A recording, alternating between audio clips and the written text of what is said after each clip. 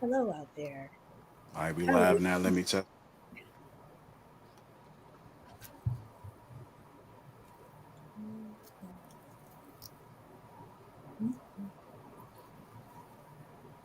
Hello. Can you hear me? I was Hello.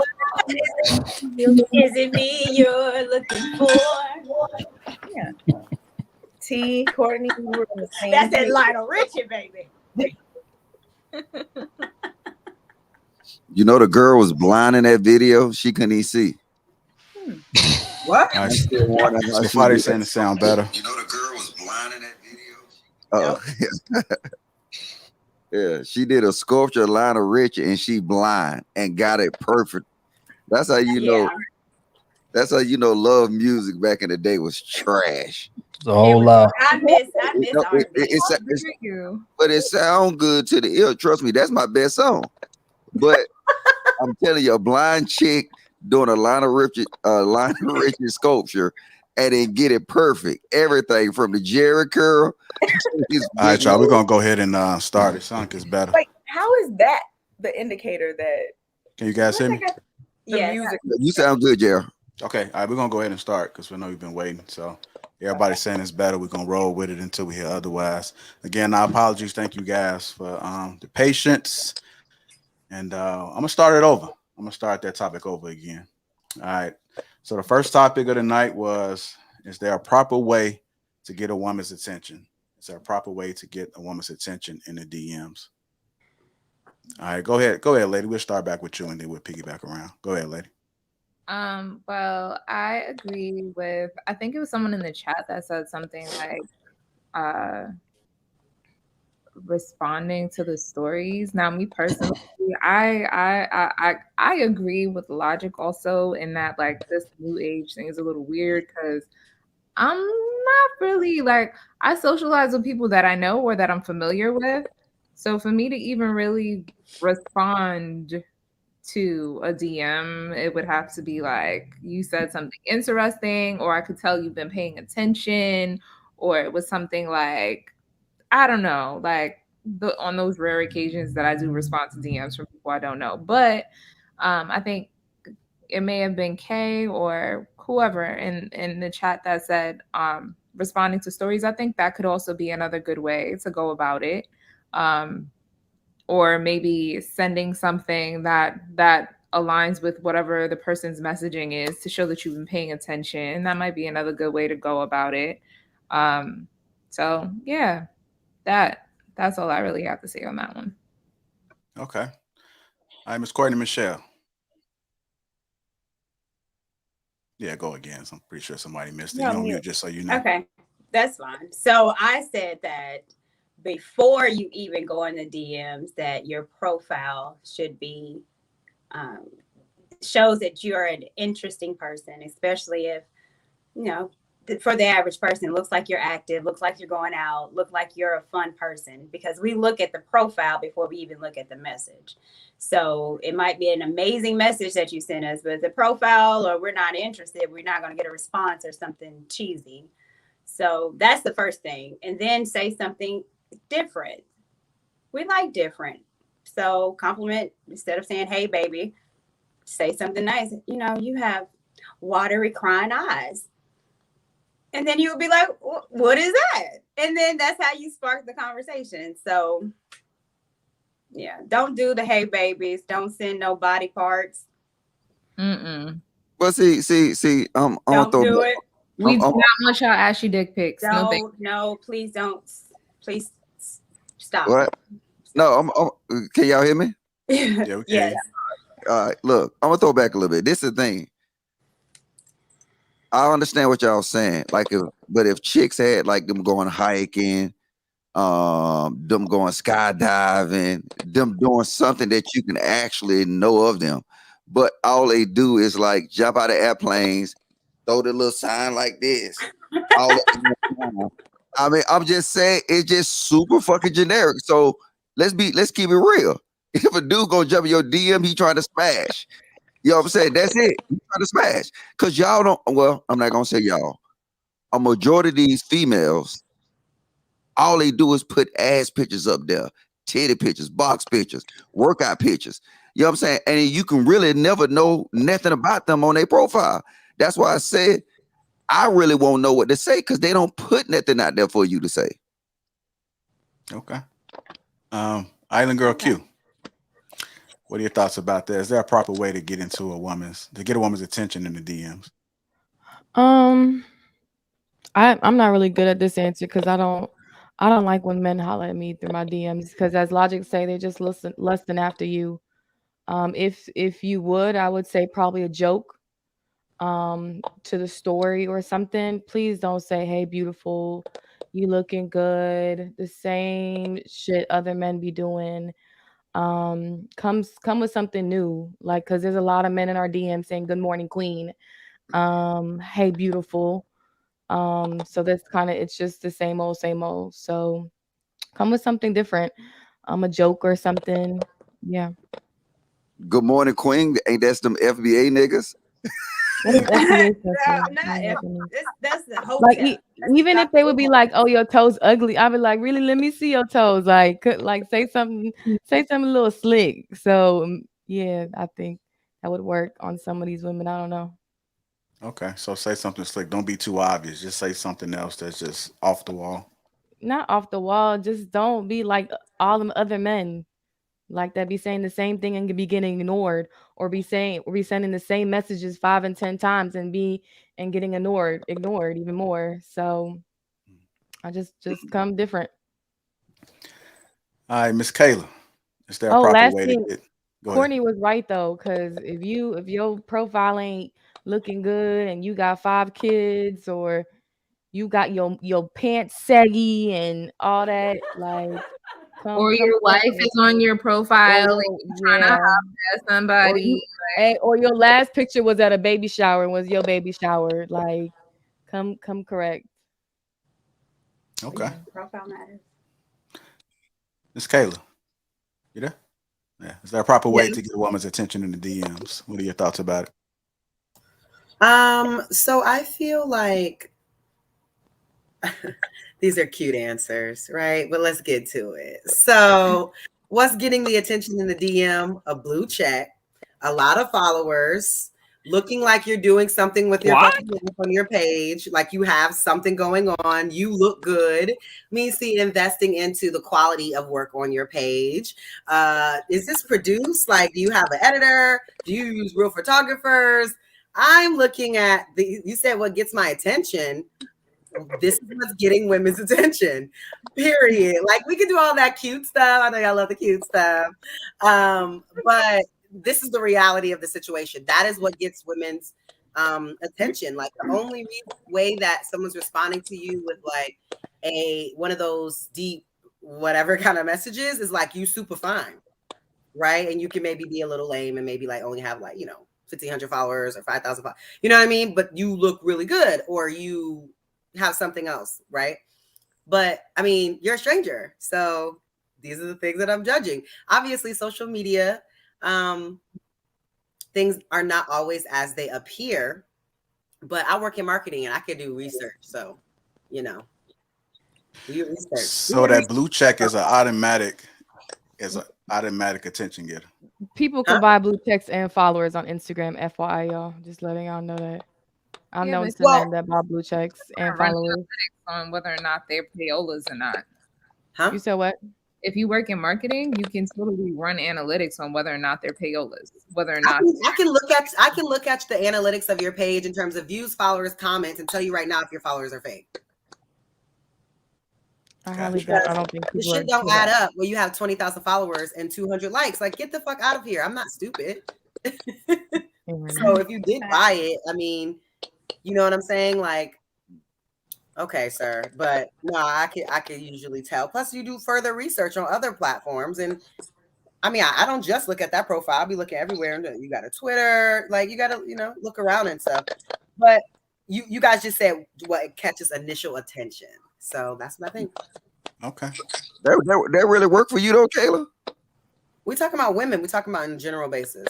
Yeah. Well, what's that click clacking? I don't know. Can y'all hear that? Everybody mute in between.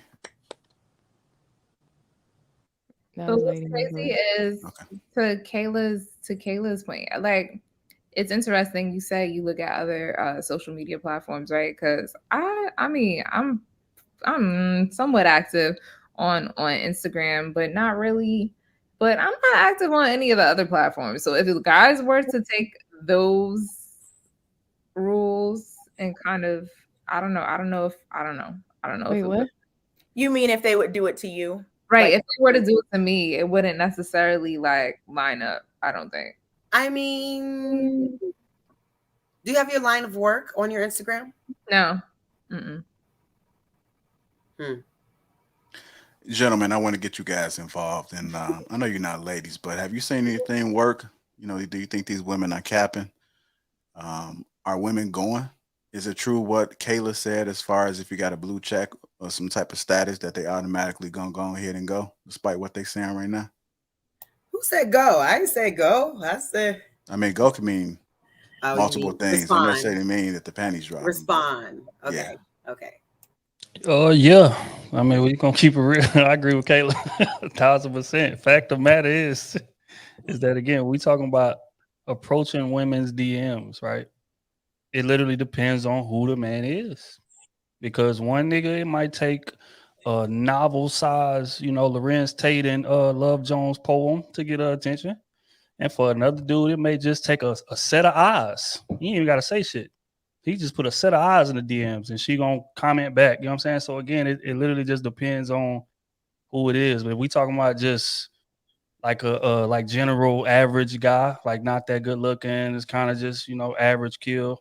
I would say that you need to get real like in tune with what it is that she interested in and like study it. See, this is the thing about social media, man, is that social media makes this shit so easy. Dudes don't really know how good they got it, bro. All you gotta do is watch her story. If she like reading a book or something, you could literally go Google cliff notes of the book and make a comment in reference to the book. If she working out, you can literally go, again, hey, this workout, okay, I like that workout. I tried this. About like if she's into music, oh hey, did you hear that last album? I like that record. Like it's so easy to start conversations in the DM because it's a barrier between y'all. So, compared to in person, you got to walk up and really be able to get in your bag, and most dudes cannot do that. So, take advantage of this social media shit. But in terms of what works, bro, all you gotta do is pay attention to her, unless you have some kind of status, and then those requirements drops a bit. If you have a blue check, that's gonna automatically be intriguing to most women. Don't mean that they're gonna go all the way, but that's gonna be like, ooh, okay, who is this? That it sparks the attention. If you say it doesn't, you're lying. It's just what it is because it sparks dudes' attention. If we're gonna keep it G. Turns a dude file like, who the hell is this? Okay, you going to research? Okay, oh no, this nigga fake. Oh, okay, damn, nah, he played for the Steelers. That's what's up, bro. He's showing love to the page, so it's the same thing. But status definitely matters. The type of man definitely matters. And if we sit here and talk like it don't, then we just being delusional. Okay. Yeah, I think what Trill said generally is true. When I was first thinking about this question, I was thinking of just like, average people, I guess. But you did touch on that, Trill, in terms of like, and I think T, you did too, about connecting with the person over something that you might have in common or something that they're interested in. I think for, the average man, that would be the best way to go. I think Q said, I'm not sure if it was during this one or the previous link, but like just coming in there like, I want you, or hey, beautiful, or all these things. The want spelt with like the won't, but like all that type of stuff that people do, all the time. I don't think a lot of women are really into that. But like Trill said, I mean, some women, depending on who it is, will be into that. So there are just so many different factors. Yeah, I think it depends on what you find attractive because it'd be some fine ass dudes with no personalities that really think that they could get away with sending you eyes. Yes, they think they could get away with sending you eyes, and then they actually start using their words and don't know how. And it's like, okay. But is there such thing as a Instagram personality? I mean, I don't know how y'all. Well, I guess that's how y'all get tricked so easily. So I like look. I'm probably lame as hell. I'm probably the lamest nigga when it comes to jumping in somebody's DMs. I think the only way I possibly can do it is I have to meet them in person. Facts, bro. Thank you, Logic. I can do it after I met you in person, but really, I'm just guessing. And that shit is like, I don't know. It's like if I know a little bit about, I can't tell from no pictures or what people want me to see. I know that everything that they put on IG, Facebook, and all this other new shit, TikTok, Twitter, all that bullshit, it's what they want you to see. Very So that's how curated. these fools get tricked so easily. Like, look, I'm telling you, I can wear some gray sweatpants and be running around with a 5-inch dick, and I can just take the picture the right way, and then That's I mean, a fact. off of that. I mean, I can go rent a car in Miami for the weekend and then do a pose next to that. Is y'all gonna fall for that too? It could So be their homeboy's car. showing how vague it is. And my question, you know what? I'm finna fade the black and go get my DoorDash. Fuck it. See, because I'm dry. I'm telling you, I can't do that shit. You're dry. The question is this: at what age would the blue check stop mattering? Because I heard people say that they agree with the whole blue check concept. At what age would that blue check stop mattering? It don't stop, bro. That's crazy, then. Next Because I mean, because think about it, it's no different, right? The same dude that was popular in high school is the same dude that's gonna move the same way it work in college. It's gonna work when you start to, you know what I'm saying, move a certain type of way when you're moving in the club, and it just adapt. It's just a different form, but it's the same thing in a different form that plays out the same way. It does not change. It just evolves as you continue to grow, bro. And as a matter of fact, Logic, you so right, bro, because I don't know, right? I'm completely absolved from this conversation because I don't shoot DMs, right? I've never shot a DM to a chick in my life, right? Partially because I'm married, of course, obviously, but I've never shot a DM, right? But on the flip side of that, if you winning and you leveling up, to be honest with you, you ain't got to shoot no DM, bro. Real talk. They'll shoot it to you. They'll literally find you and shoot it to you all day long. All you got to do is continue to do you, continue to ignore them. Don't pay them no attention. The more that you ignore them, the more that they're going to be on your dick. That's just the way it's going to play out every single time. The less you care, the more they're going to be on your dick, bro. What about Arilla? Any thoughts? Man, you know, this is a foreign concept for me. I flip-flop with this about 3-4 different times while everybody was talking, because I got a partner that actually he just shot in a couple DMs and came up. And one of them he shot cold. You know what I'm saying? Now, the flip side of that is I think about the outcomes. So what did you get when you shot in the DM? How did that turn out? So but the question is there a proper way to get a woman's attention in the DMs? I'm sure there is for some. I think on a general scale, I don't really think there's a proper way to do it and catch something quality. I mean, I'm the same for, you know, what Logic was saying is, you know, you got to meet somebody and know something, have something to go off of first. You know what I'm saying? So I don't have much to add to what everybody was saying. Yeah, I flipped on this about 2 times because I really do got a homeboy that did it, but you know, he'll shoot his shot in the DM, but it's a matter of averages. He'll shoot till he hit, and then it's, you know, you got to look at the quality of outcomes when you're doing that. So is there a difference between online dating and sliding the DMs? I think when you're doing the online dating, everybody that's on that platform know what they're there for. Right. So there's already one barrier kind of knocked down, and then people are openly sharing who they are, what they like. So you can swipe left, swipe right. And if you're on some websites, you know, that's just for the knockdown sessions. If you're on other websites, you know, that's for people who are serious about finding somebody. So a lot of those barriers are already broken down. But if you just randomly jumping in the chick deal, and this the other thing I was going to say to the ladies, I think, you know, the success rate of men being able to successfully go in y'all's DMs and have a chance, man, I would rate that extremely low. Extremely low. Right? So then, is there really a proper way to get y'all attention? And you know what, Rilla? I for me, nothing has transpired into anything serious, but I do have friends that are married and have families with people that they met in the DM? Like a few actually that like met on Snap, you know, or met on IG or met on Facebook, like met in some DM somewhere. Because all it is just a safe way to do it. That's literally it. It's a safe way to do it. It's no harm, no foul. Compared to if you in person and you walking up to somebody with an elevator speech, it's like, okay, we already know what this is. This is awkward.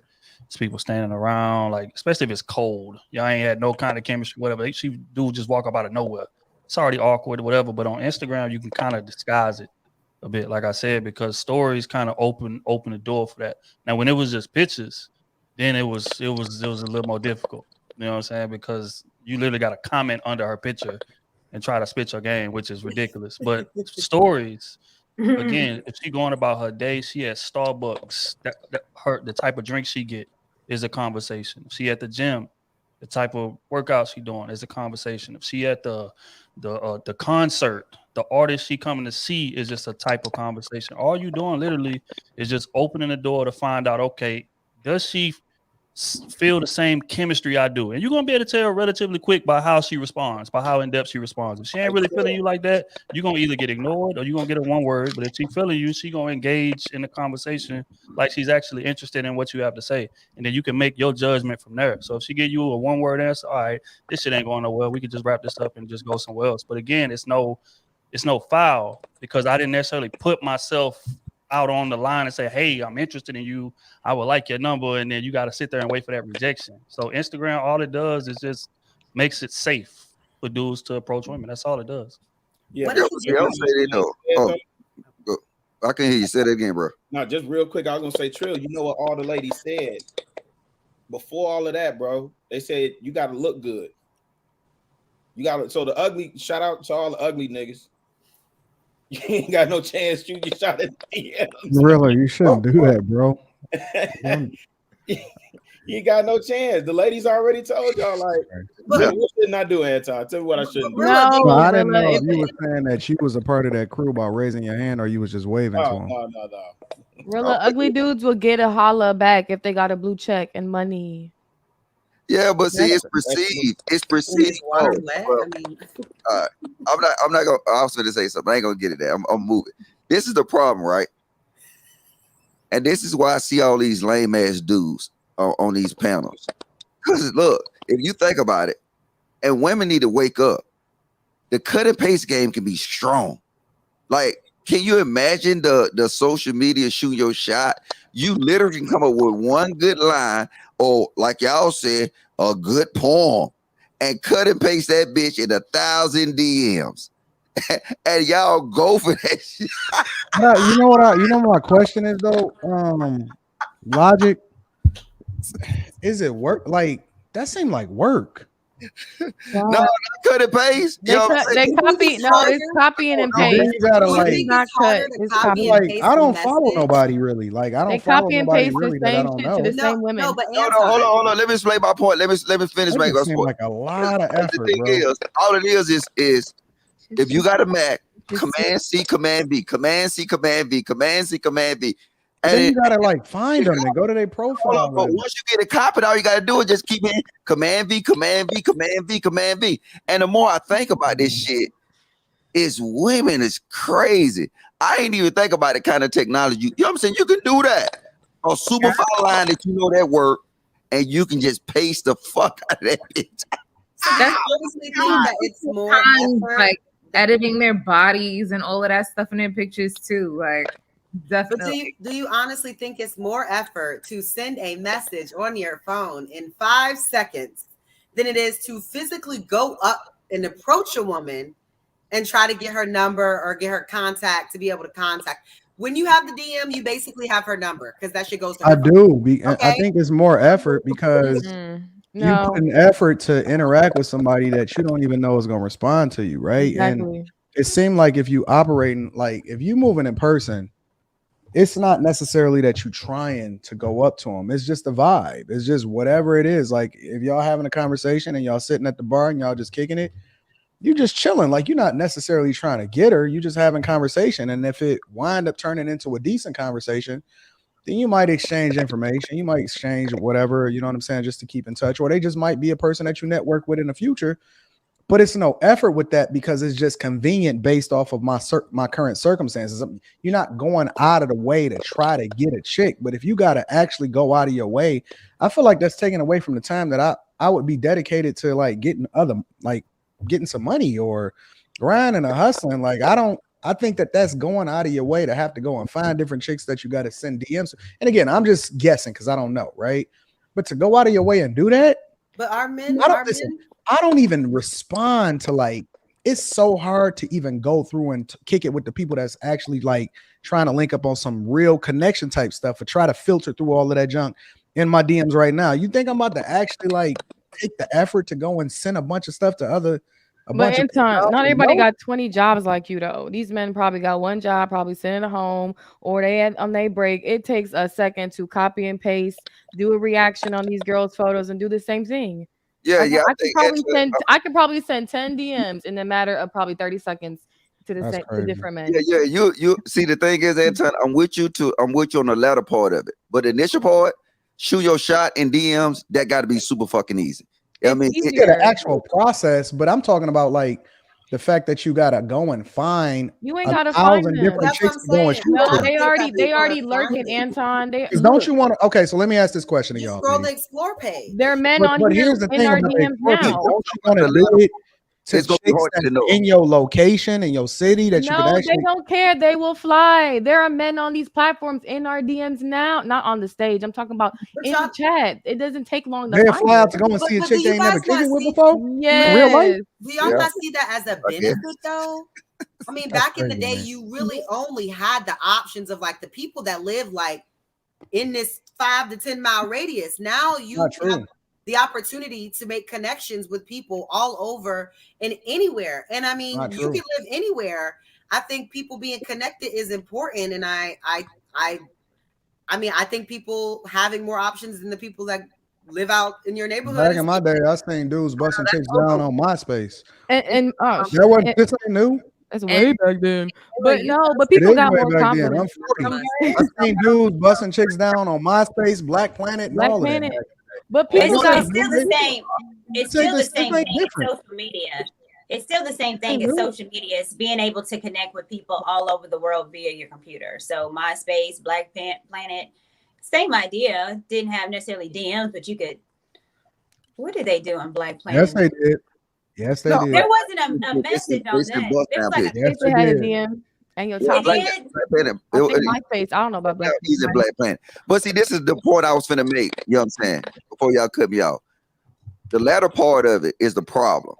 Because you got to go after everything you see or everything you think this person is or everything you want her to know. She can have a goddamn shotgun blast on one side of her body and you won't even know it because all her pictures she taking from this side. But Logic, she can do the same if you go meet her at the gas station, Walmart. No, she can't with me. Yes, you crazy. Yes, you can because Logic, you can pick a girl at Walmart and say, hey, let me get your number. Give her a number and she could be a whole crazy person. You miss it. You're not even getting a point before you are. Look, check this out.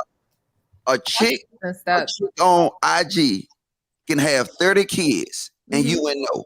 Yes, you're right. You can meet her in the club and she got 30 kids. Wait, stop, please. I'll let you go ahead. Thank you. Shit. But in real life, you see all them baby bottles and Pampers in the back of her car. So that's what I'm saying. The real life hit different. Real life, it's a why y'all get so triggered? Just let me finish. I'm just saying it's different in real life. You can't see these motherfuckers. You know what I'm saying? You looking on the internet, she gonna show you the best part of her house. She not gonna, you might hear the goddamn smoke detector beeping. Maybe if she's live. Be her house, Logic. It's gonna be somebody else's house. Yeah, I mean, that's what I'm saying. You would I never. I agree with you. You only get in what she wants you to see. She gonna show you the best part of her body. She not gonna show you the crushed ass feet or the fat ass ankles. She gonna make sure that shit is there. If she gonna keep, and you can tell, no bikini shots, weight shots and up. So you gonna get what she perceived to be her best part of her body. So it's cap. You don't know that person. But if I pull up to that person in real life, right? I'm gonna look her up and down. I'm gonna look at Can't fake that. her feet. I'm gonna look at everything so I can know. I'm gonna look at her weave. I'm gonna look at her when she ain't so-called having herself presentable, when she don't have her, what y'all call that shit, her face beat. You know what I'm saying? I'm gonna catch her. And then now I be more know the real person. And then I got them go out and I walk her to her car. And the first thing Mr. Elijah's gonna do is look in that back seat and look for the McDonald's bags, them Pampers, them goddamn how many fucking baby car seats she got. If she got 3 car seats in that bitch, and I know I done seen chicks with 3 car seats. Because you're getting them at Walmart. Hey, Logic, some chicks But not even Logic- putting their kids in car seats now. Exactly. Especially but you can't fake in person. Real talk. No, like, you can fake. Wait, you can fake in person. There's a lot of people putting on a persona. What? no, but you missing what I'm every saying. day, bro. There's not a lot of people putting on a persona. No, There's you not- missed what I'm wait. saying. What I'm saying is, Wait a minute, because Logic the other channel said you cannot read a person in 4 hours. no, you missing what I'm saying, though, Q. I'm saying that you can't fake the look in person. Oh, I'm not talking about just the look. There's more Because to that's look. all you got to go off of on the initial shot, though, I'm not is only talking about the look. visibility. If they taking glamour shots from the neck up, that's all you got to go off of. You know what I'm saying? But when you see people in real life and they open their mouth in real life and they communicate in real life, that's a better gauge of what a person yeah, of course, you don't know every aspect of their life, but you can get a better idea of who a person is when you kick it with them in real life. You can tell if they're apprehensive, if they're scared. It's a lot of content creators. JR, we know a lot of them. Oh, they don't look like real life in person. They sheepish. They ain't as confident as they are on these videos and on the internet. It's a completely different conversation when you kick it with them in person than what they present themselves to be online. Yeah, I agree with Logic and Anton. I think it is definitely easier to be more discerning in person than online because, like Logic was saying, you know, even just personality wise, a lot of people, you know, only are gonna show certain aspects of themselves, which I mean, it's understandable, it's whatever, because you know, social media, a lot of people don't want to put everything about themselves out there. And you know, Q is right too. People can put on a persona in person, but I still think, you know, when you're reading people or you're in real life, that it's easier to determine if that's just a persona versus online where you just see words typed in pictures. Mm-hmm. Like you can hear their voice, you can see their little facial expressions change. Have you ever heard of anybody getting catfished in real life? I am catfish. I know, because see, the thing is all your pictures on IG, I know you have your face tilted down. Because on live stream, I can tell you. But you can tell she what, Logic? She cross-eyed this shit in real life. I be looking at her. know, right? He said everybody cross-eyed. You're so on to me. You can never tell she cross-eyed because her head always tilted down like this. All her pictures like this from that side. I gotta master my ankle. If you look at her IG, I was like, because I'm thinking, I said she must got a big ass birthmark on the side of her face because she always show that right side of her face. I said it got to be something. And if you come to a level, It's because of my nose ring. I like my nose ring, so I gotta show that side. That's my good side. You can't see the big ass $150 on the other side. So you know I gotta stay on the other side. Lady T, as soon as I see you in person, I'm gonna lick my hand and I'm gonna walk that. Oh no, you better not. I might touch you. Your face. That's fighting words. Hey, don't do that. COVID out here. That is gross. But I mean, realistically, though, most guys really don't care about their background. They don't care about a chick background. They don't care about none of that. Most guys is just busting it down, and that's the end of the conversation. You could take a picture in front of a burned out car, and he gonna pull up on you.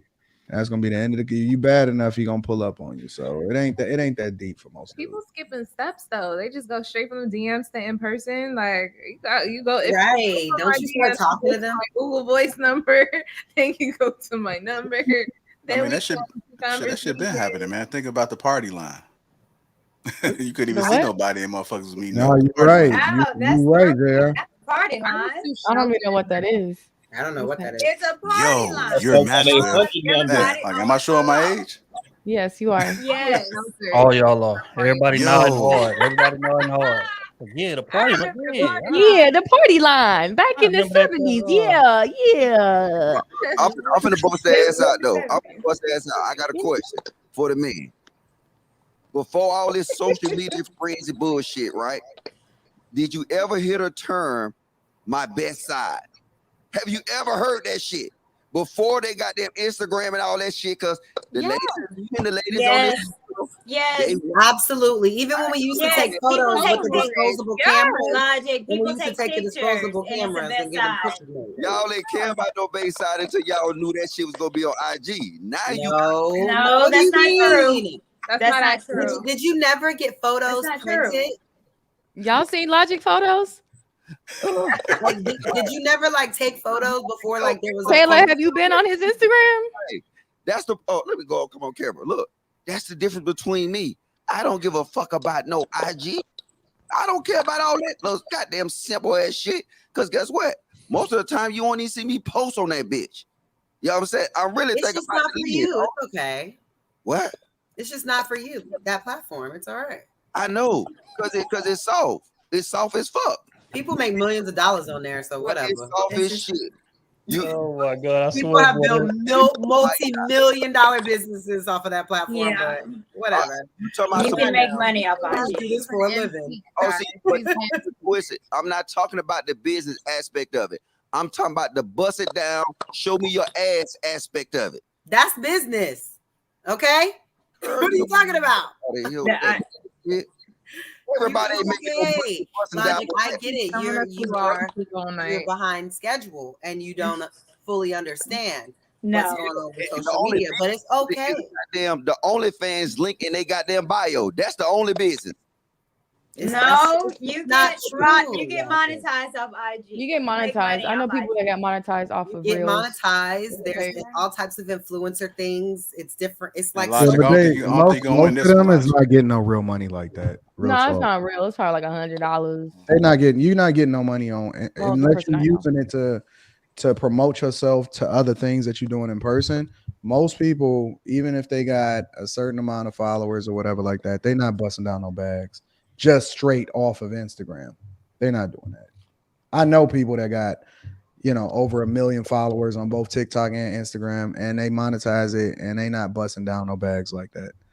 They using the platform in order to get shows and book different things and be able to do appearances and, get brand deals and stuff like that. So if you busting it down like that with brand deals and, you know what I'm saying, you can get people to sign up to certain things, and that's different. But just straight off of monetizing off the platform, they're not busting down no bags off that.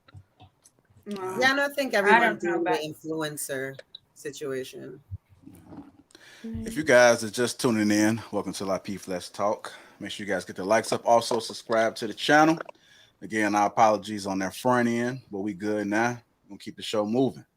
Also, shout out to the sponsor, Teej Hanley. Make sure you guys go ahead and click that link in the description. Get 30% off along with a free gift. Shout out to Teej Hanley. Feel the Teej. All right, our next topic of the night is I was looking at this clip of Diddy, and Diddy was on the Ellen show. And Diddy has an issue with his daughters having boyfriends at 15. Are overprotective fathers needed? Yes. Explain. Yes, they are. Yes. Yes. So you think fathers need to be overprotective, that they shouldn't allow their daughters to explore around that age as far as having a boyfriend? Hell no. For what? I think What fathers you should gonna do just with a be boyfriend? strict. What you gonna do A with a lot of boyfriend these- at 15? A boy, that's a friend. No, Mm-mm. no. And dating at 15, no. You setting the child up. Boy, hormones, her hormones. No. Oh, y'all must not remember being 15, huh? I do. No, That's I why was my not daughter doing is that not. shit. I was remember playing 15. sports, getting A's. No. Okay. Well, Was you out there None at of us were 15, doing Kayla? anything at 15. We all were just playing sports. No, and reading that's books. No, I was playing sports. That's I the was point. We like 15 understand what happens at 15. So the idea is, what 15-year-olds think about. So I'm going to protect my child to make sure, again, as a mother, I want to keep my child as innocent as possible. Because For there's a as lot long- of But girls. 15 is not what 15 was. 15 is I- 18. And these kids are going to do what they're going to 18. do anyway. So you Mm. know what? I'm all about the supervision. Like this boy, you're going to either sneak behind my back and go see, or you asking me to take y'all. I'll take y'all. I'll pick y'all up. I'll drop y'all off. But like, they're going to do it anyway. Like, you honestly think that they're not? You honestly think She's like gonna when have your to. parents Hey, told- things look, your if parents she's told you was she's gonna off have a limits, you very didn't hard do it? time. She's gonna So have what a was you very doing hard at time 15, trying to Kayla? do What it. was you doing at Absolutely not. 15? I had a Yeah. boyfriend at 15. He was my boyfriend from 15 all the way until senior year. Actually, until after that too. That's like saying my daughter's gonna try to smoke, so I might as well let her smoke in the house. No, What is you're not smoking smoking? and nothing around Smoking in personal relationships? Come on. me. Same idea. Wait. So you Same letting your idea. daughter get bust down at 15 just because she's under your Nope. supervision? Nobody said anything about okay. They are children. So if you're teaching them You said properly, no. You if you're said teaching- 15 is like 18 now. That's what okay. you said. Yes, I agree. When I'm talking about kids, the maturity level, like even these pandemic babies, them things are grown. But what I'm saying is that at 15, they're going to have these thoughts. They're going to do these things. And I think teaching them the best way to do it is healthy. That having a boyfriend at 15 does not mean any busting down is taking place. What do you think you're doing right now at 15 though? Together, it means we went to the skating ring together. It means we were friends. No, it Kayla, does not. kids are mean having that. babies in middle school. What are you talking about? I don't know about no middle school. No, that's Kids too are young. having But 15, kids you're are a having kids in sophomore middle school and high school. At Yes. 15 years old, you're a sophomore or a junior. What are you talking about? But I agree with her. I got it's crazy, but I gotta agree with Kayla. You I can. think a part of protection is. Am I echoing? No, you good. I can hear echo. I'm mute. If I mute you, it's not on intention. It's just I'm just trying to eliminate the echo. Go ahead. All right. Yeah. Matter of fact, my daughter is 15, and then I think I absolutely support her dating, and I think I rather support it as a form of protection, so I can be able to supervise. I say the same thing about my boys, because I remember when I was coming up, I was running around trying to smash, and I was doing it reckless. You see what I'm saying? I didn't truly have no supervision. So, and I know a lot of my partners was doing it too, and that's how they was getting chicks pregnant. They was trying to, you know what I'm saying, smash, you know what I'm saying, somebody's backyard, smash in a dumpster, in the backseat of cars. So, I think it's a part of actual protection that you sit here, because they're gonna have to do it. I mean, I'm just saying, because I think to Kate point, it's different from cigarettes because Kayla. no, It was me. And I was talking about weed. I wasn't talking about It's okay, Logic. even weed, right? It's something that they'll have to experience eventually. You know what I'm saying? Weed, you don't necessarily have to experience it eventually. Cigarettes, smoking, drinking, you don't have to experience that. So you should be drinking and smoking with your kids, because that's not actually part of life. Now, actually talking to the top is not part of life. But to you. What? So sex is part of life, so they should experience it early, sex and head? Drinking and sex is the thing, but it's not one of them things that they're required to do. They're gonna do this. Right. Yeah. So they're gonna actually meet other boys. Your boy's gonna meet other girls. And I think if a part of protection is guiding them through that process. We don't do that. We just most like, I mean, my moms was like, no, you're not gonna do this, you're not gonna do this. And then eventually, you know what I'm saying? I'm a man, I'm gonna do it. So I think that it's a way you gotta kind of gear it to protect your daughter, protect your sons, and kind of guide them through that process. So like I talk to my boys about it, and guess what I say? I say all the time. I say, hey, look, you know what? Let me know. I want to have these conversations. Even though right now they was like, nah, dad, all that stuff. But I want to be open with them. So as soon as they start feeling that urge to do it, I'm the first person they come talk to. But Logic, let me ask you a question, because the question specifically is related to daughters. And I think that boys and girls are completely different as far as how we supposed to raise them. Would you raise your daughter the same way that you talk to your boys? No. But what I still do, if she decide and I keep conversation open with her. If she decides, say, hey, Dad, I like this boy. And I said, okay, let me meet him. Because I mean, what if I say, no, you ain't gonna do that, whatever? If she like that boy, she's still gonna be in contact with it, and I'd rather do it in front of me than behind my back. At what age can she come to you and say, I like that boy, and you say, I'd rather you do it in front of me and behind my back? What's the minimum age? As a sophomore, around the age of 15. As a sophomore, because she got two years, she'll be 2 years removed from high school. And then now it's time for us to start having them conversations, because I don't want her to go out to college and be green. I want to get Rilla in this. Rilla, what are your thoughts about it, sir? Play left and right. Hold on, let me get Rilla in here. That's not always the case. That's not necessarily true. It's not. So it's interesting. My first boyfriend was in college. Hold on, y'all. Let me get Rilla in there. Go ahead, Rilla. Go ahead, Rilla.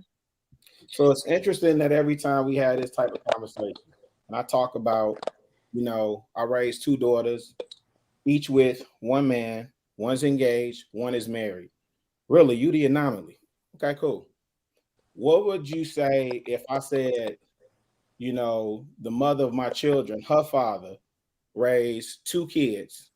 They both went to Tri-Cities, Logic. They both were virgins until they got out of the house and got married. Right? We lead with such a fear mind state, right? We're the parents. You're supposed to train your child in the way that they should go. When they're older, they won't depart. And that's why I was saying on the show the last time, like, we saying my daughter's gonna shift. She like that boy. I'm your dad. Wait, you want that boy more than you want me? That's a problem. And it's not always about leading with an iron fist.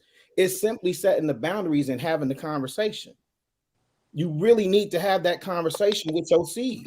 And it ain't about you lording over them. It ain't about being on your head. My daughter, she was involved in Kung Fu. She took jujitsu, right? We always kept saying something.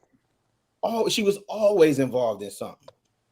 That girl speaks 2 languages outside of, and she speaks French and Mandarin right now. Why we make it seem like instead of asking the right questions, like, man, how'd y'all do that? Or how did your pops, like, how did he do that? He raised 2 that went to Tri-Cities and was virgins until they got married, a boy and a girl. Nobody's asking like, yo, how did they do it? It's nope. Kids, they gonna go out here and they gonna sneak and freak anyway. So I'd rather make sure they have a roll of condoms. I just gave you the green light. I just gave you the green light. I let you know that when you're ready, because you can make that decision. When you're ready, I want you to be prepared. Right? That's not how I run my house, man. It's not. We focus. We on task and we on purpose. Right? So the thing with Diddy, the way this question is posed, I don't understand what an overprotective father is if he's functioning as the protector of that house. What's overprotective? Because that's not a knock on you, JR. The way you I'm gonna say I was gonna get K next in there. Just want to put it out there. Let me get K in this. Yeah, because people sit up there and think because your dad is protecting you and you not getting your way, he's overprotective. But you never start to think like, what is he protecting me from that I can't see down the road? What is he training or developing me? What is he investing in me to be ultimately? Right. So, that's my take on it, man. Okay, you can go ahead. And I want to say something after Kay. Right. I think that Logic, made some really good points. Having that communication, building that trust with your kids, I think is really important so that you can guide them through situations that they're going to encounter at some point. That's not saying, oh, I'm just going to send my kids out with these other kids and let them do whatever. No, it's talking about boundaries. It's talking about what they should and should not be doing. It's making sure that they are educated around certain topics, because it's scary, the things that some kids think. Like, they have no one to talk to, no one to ask, and they just sit amongst themselves, like looking up the wrong things online, talking to each other with a whole bunch of misinformation, and it's dangerous. So if you want your children, like, to not sneak around. And I'm not saying all kids are going to always be sneaking to do something, but I just think that you're setting them up for a better outcome instead if you are communicating with them and helping them through age appropriate things. Like if somebody has a little crush when they're 14 and you're like, no, now your kid is going to probably shut down and not want to talk to you about anything. And they're going to talk to somebody. It's just not going to be you. And then you don't have control there anymore. So overprotective, yes, I think like Rilla said, what does that even mean? I think the connotation sometimes is like ruling with the iron fist, like you said, Rilla. But overprotective doesn't have to be that. It just can be, making sure that you're fully aware of your kids' situations that they're in, and that your kids have someone to come to that actually cares about and loves them in a way that, only parents, not only, but mainly parents can. So yeah, I don't believe in the whole like just shut everything your kid says down if it's not something that you think they should be thinking about at a certain age. Go ahead, Courtney. I know you want to jump in. Yeah. I think it's a balance. I definitely agree, Caleb, Kay, with open communication and speaking about things, making sure your child feel comfortable and coming to you with things. That doesn't mean I'm going to allow her to be with a boy at 15. And I'm not. I think as a parent, again, especially with little girls, their daddy is the covering. And then the next man that covers her is her husband. Men complain so much about women and women think this of men. It's because they started early, got their feelings hurt early. And then they had 16 hurt feelings, 18 hurt feelings, 20 hurt feelings. Then wonder why she's bitter at 25, 26. Well, she's been dating for 10 years at 25. So as a father, you want to create and as a mother, a daughter that's going to be a wife. And we say all the time, where I want my wife to not body count. And I don't want her to be so experienced. And I want her to create it for me. Okay. But you starting her off and having her out there at 15, not understanding her body and hormones and being with a boy that's hormonal and they sneaking. No, that's not going on in my house. Now, if you're going to try to jump hurdles and stuff, I mean, you're going to have to do a whole lot to get out this house, baby. But I'm not going to make it easy for a 15-year-old girl to try to date, not understanding what dating is, already going to mess up, starts trauma there at 15, and then wonder why she think boys and men ain't nothing at 25. Because we're playing this dating stuff. The emotions. It ain't a plaything. These datings, getting intimate with someone, it's not for play. And so I don't want my child playing with something that's meant for adults. I think it doesn't make her hold on, okay, because I know Kayla raised her hand. Go ahead, Kayla. I'm sorry. Go ahead, Courtney. You want to finish real quick? No, go ahead. Yeah, finish up, Courtney. So that's what I'm saying. It's protecting your child enough to understand that they don't understand what dating is. And you can like somebody, that's good. My daughter is 6, thinks a boy is cute at her school. She's supposed to. And she's supposed to at 15. That's normal. But if I'm letting her out to be with a boy, no, I'm not. And I know it's not the same as far as with smoking weed, but she might want to try that. Mom, I'm curious about this. Well, do it under no, that's not going to happen. And if you try, you're going to have to go through hurdles. But as your mom, I have a standard in my house. And in my home, your ass is at school. You're going to be playing soccer, track, cheerlead. I don't even want her to cheerlead, quite frankly. But she's going to be doing other things that's going to keep her mind hopefully off boys and doing all that. Like somebody, but you ain't no coming in my house at 15 talking about what's up with your daughter. Nothing. No, go ahead, Kayla. Hold on, no, Kayla was. Go ahead, Kayla. Courtney, I agree and respect what you're saying for sure. As a parent, I just think in all these situations, I just think of myself and the people around me when we were children. You know what I mean? Thinking like how the child thinks versus thinking like, Okay, so all I wanted to say was that I think that what we need to do is we need to redefine dating to our children. Unfortunately, it has been it's become salacious, but what it really is supposed to be is a time where you and a person get together a specific date and time to get to know each other and have conversation. Unfortunately, dating has turned into one night stands, situationships, all these other things. But I mean, I can just remember like just going to the mall and my mother's a few feet behind us, and we're just walking and talking in the mall, and like we're just teaching you how to communicate and how to like. I don't know. I just don't feel like you should be. I always thought in America it's a weird thing how kids go from like 15, 16 asking to use the bathroom to literally the next year you're supposed to be out here in the world just knowing how to do everything and maneuver, blah, blah, blah, blah, blah. I just think that there has to be a longer transition than senior year, and now you're in college and you're on your own and you're figuring it all out. There has to be a longer transition. And I think like Eric say, I think that transition should start. I think supervised movies, walking around the mall, going to eat. I don't understand what's possibly wrong with that.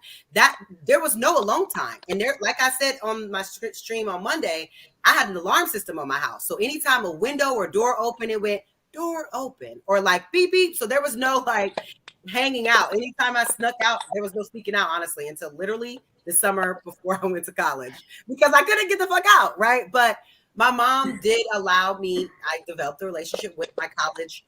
I'm a high school boyfriend. And, you know, when it broke off, I mean, I wasn't necessarily heartbroken, but it did teach me how to not be like codependent and understand that in life shit happens and I have to figure out how I'm going to deal with it versus, oh my God, it's the end of the world. And like, you know, I don't know, like it's just teaching you interpersonal. I think we got you.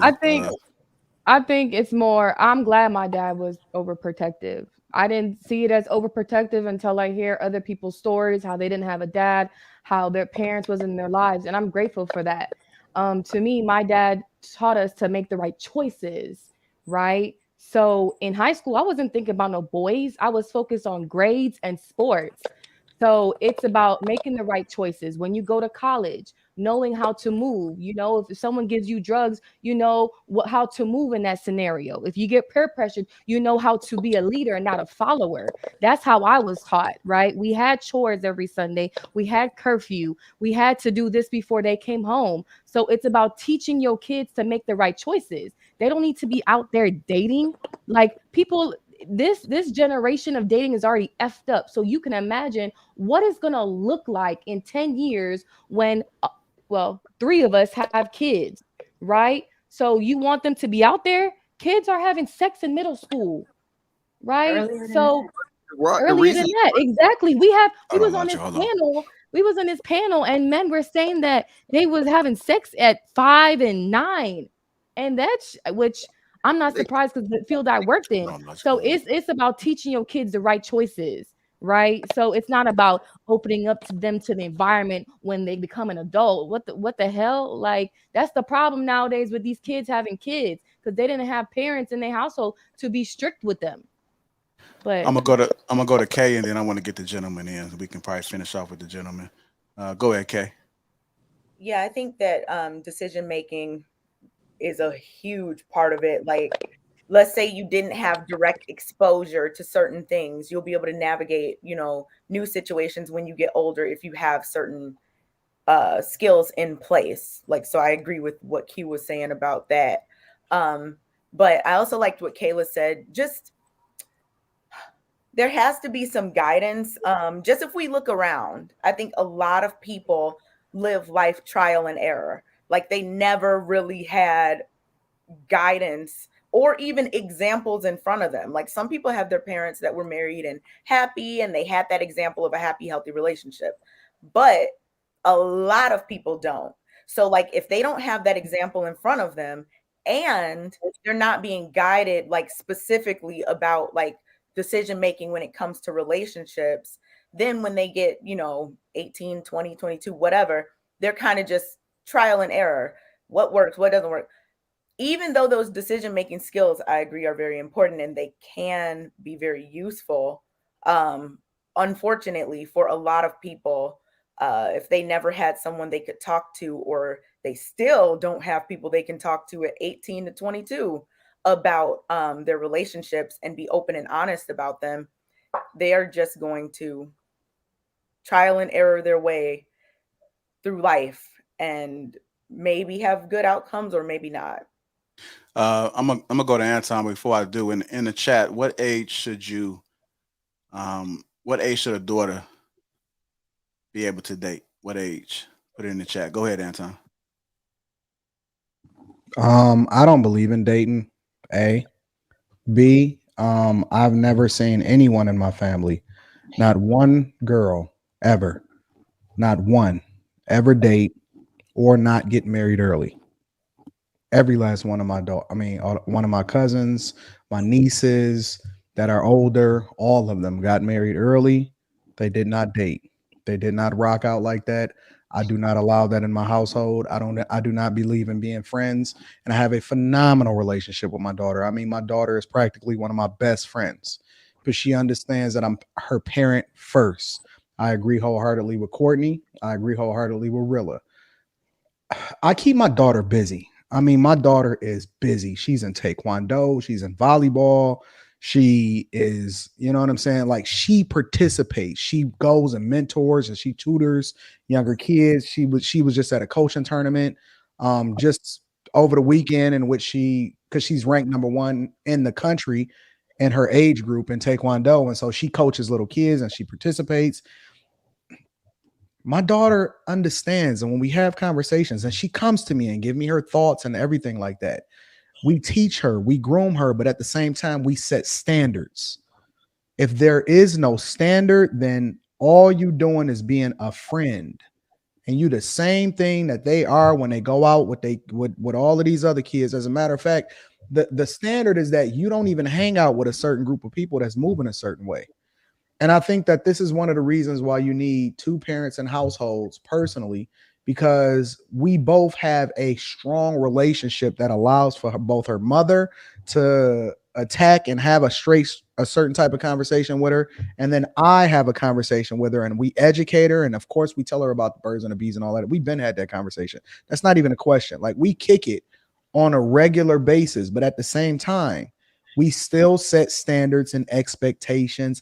Now, can you control every single thing that happens? No, you can't control everything, but I know I'm gonna try my hardest. Not only am I gonna try by being the man that I will want my daughter to marry, but I'm gonna try my hardest definitely by setting rules, expectations, also enabling her and empowering her and keeping her busy.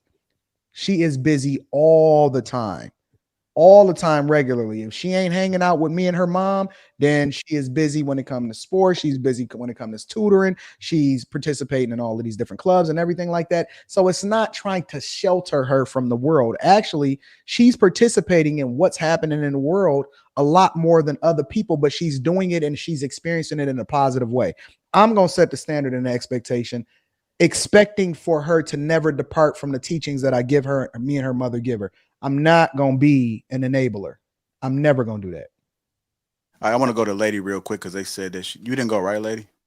Okay, my apologies, Lady. Then Logic, we'll finish off with Trill. Real, I know you spoke on it already, but we'll finish with Trill last. Logic next after Lady. It's cool.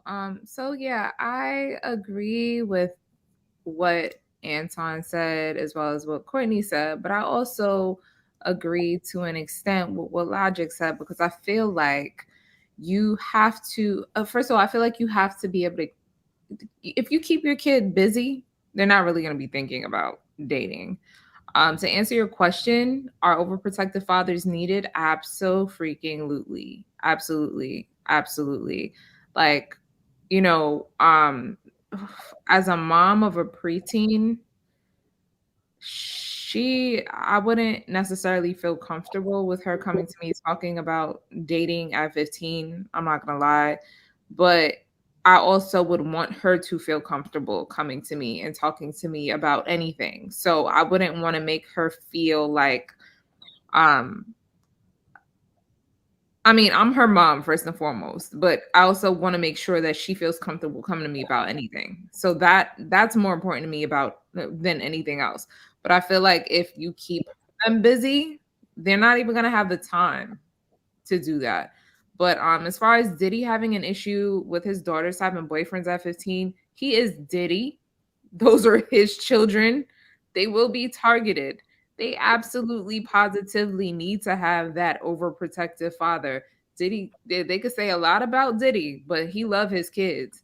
So I completely agree with him being overprotective of them. Completely feel like fathers and overprotective fathers are needed, especially as it relates to young girls in this day and age. They have too much access to everything as is. Like, it's too easy for them to do certain things. So yeah. I feel like the answer is just having that nice balance between having like that parental relationship with your child and them feeling comfortable speaking to you about what they may want to do, but even if they tell you they want to do it, not giving them the time to do so. Let me just add this one thing. My daughter, she's 14, right? And so she's moving from middle school to high school, and she went on a bunch of different school tours for, some of the best high schools in Michigan. It's funny because when we were talking to her and we was having conversations, and she went to like 5 different school tours, right? Before we picked one. And she was like, yo, because she would have to shadow other kids and other girls. Sometimes it was co-ed, sometimes it was all girls schools and all of that. When she would come back, and we wasn't kicking, we was like, oh, what you think? And she would just be straight up. She was like, yo, I'm not really feeling that environment. And I'd say, why? She was like, because those girls or people over in there, and when I was shadowing them, the first thing they did was this and this and this, dad. And I'm not trying to get caught up in that because, you know what I'm saying? I'm really trying to maintain my #1 status in Taekwondo. Or I'm really, really trying to go to this Ivy League school. And she's really, really focused on that. And she has fun. She has a bunch of fun. But she real talk just give us the straight up, yo, these girls over there, and I'm going to just be straight up, they GAY.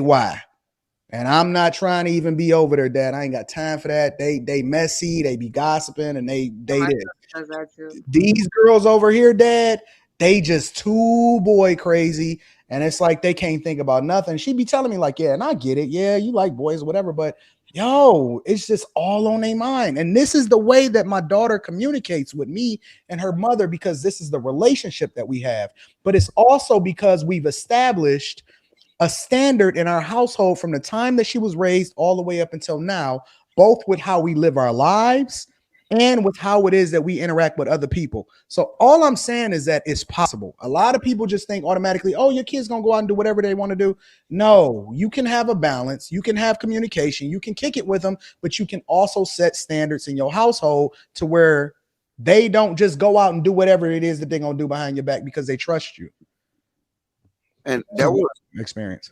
That was my whole point too. But I still got a different angle. I was in the army, and I used to have people come in who never drove a car in their life. And it was so hard to sit here and try to teach these guys to drive a tank when they never even knew the concept of driving a car. So if you look at videos and stuff like that, a lot of people that get ran over and stuff like that by kids, these kids that didn't have driver license, they didn't have that experience. And even in life, you know what? You need training wheels first. And the thing is that when you got your child on them training wheels, you're going to be right there with them. And also, when you first take off them training wheels, you're going to be right there with them. So now you done taught them everything. You done went through these processes. You done said the do's or don'ts. You tell them, you know what I'm saying, hey, look, if you lose control, you know what I'm saying, what to do. You tell them how to, if the front brakes don't work or use this, you teach them, you guide them. And why do we sit here and say, but when it comes to a relationship, we just throw them to the wolves? And I know you can have all the birds and bees talks, but let's keep it funky. If you wait till they get to 18, you gonna supervise them on dates at 18? Cause see, I mean, I don't believe in dating. Hold up, let me finish. Now, hold up. I'm just keeping it funky. You gotta also utilize that time that you got with them Yeah. to best prepare them for what they coming up to. That's why I use the whole analogy with driving. You use that time you have to with them. So I now agree. I want to see, and look, this is not really about disagreeing. I'm just saying I'm with y'all. I'm with you. But what I'm telling you this is that you think about it. If I go on a date with my daughter and a boy, right? You know how much real life game I can teach her? You know how much I can see and tell her? But soon as she get on 18, I mean, let's keep it funky. I have to ask her. I mean, it's weird at that point. I'm all, oh, hey, can I go on a date with you? Huh? What now? Logic, you can make sure she's savvy, like she knows what's going on. You told her what's going on. In fact, I think, the males in your life that care about you, the men that your dad, your brothers, your uncles, whoever, are the best people to learn about these things from, versus just getting out there when you're 20 and just trying to figure it out on your own, with no guidance from men that actually love you and care about you. Well, I also So you can't teach her the game without let going me on a date. also add in there though. You can. Y'all one at a time. Y'all one at a Logic. time. One at a time. Let me also add this one caveat. Hold on, let me just wrap it up. I do. I'm gonna wrap it up. You can go. No, I just also believe in arranged marriages. Nigga said, "Fuck you." Oh no, I thought you said you go. That's all I heard you say.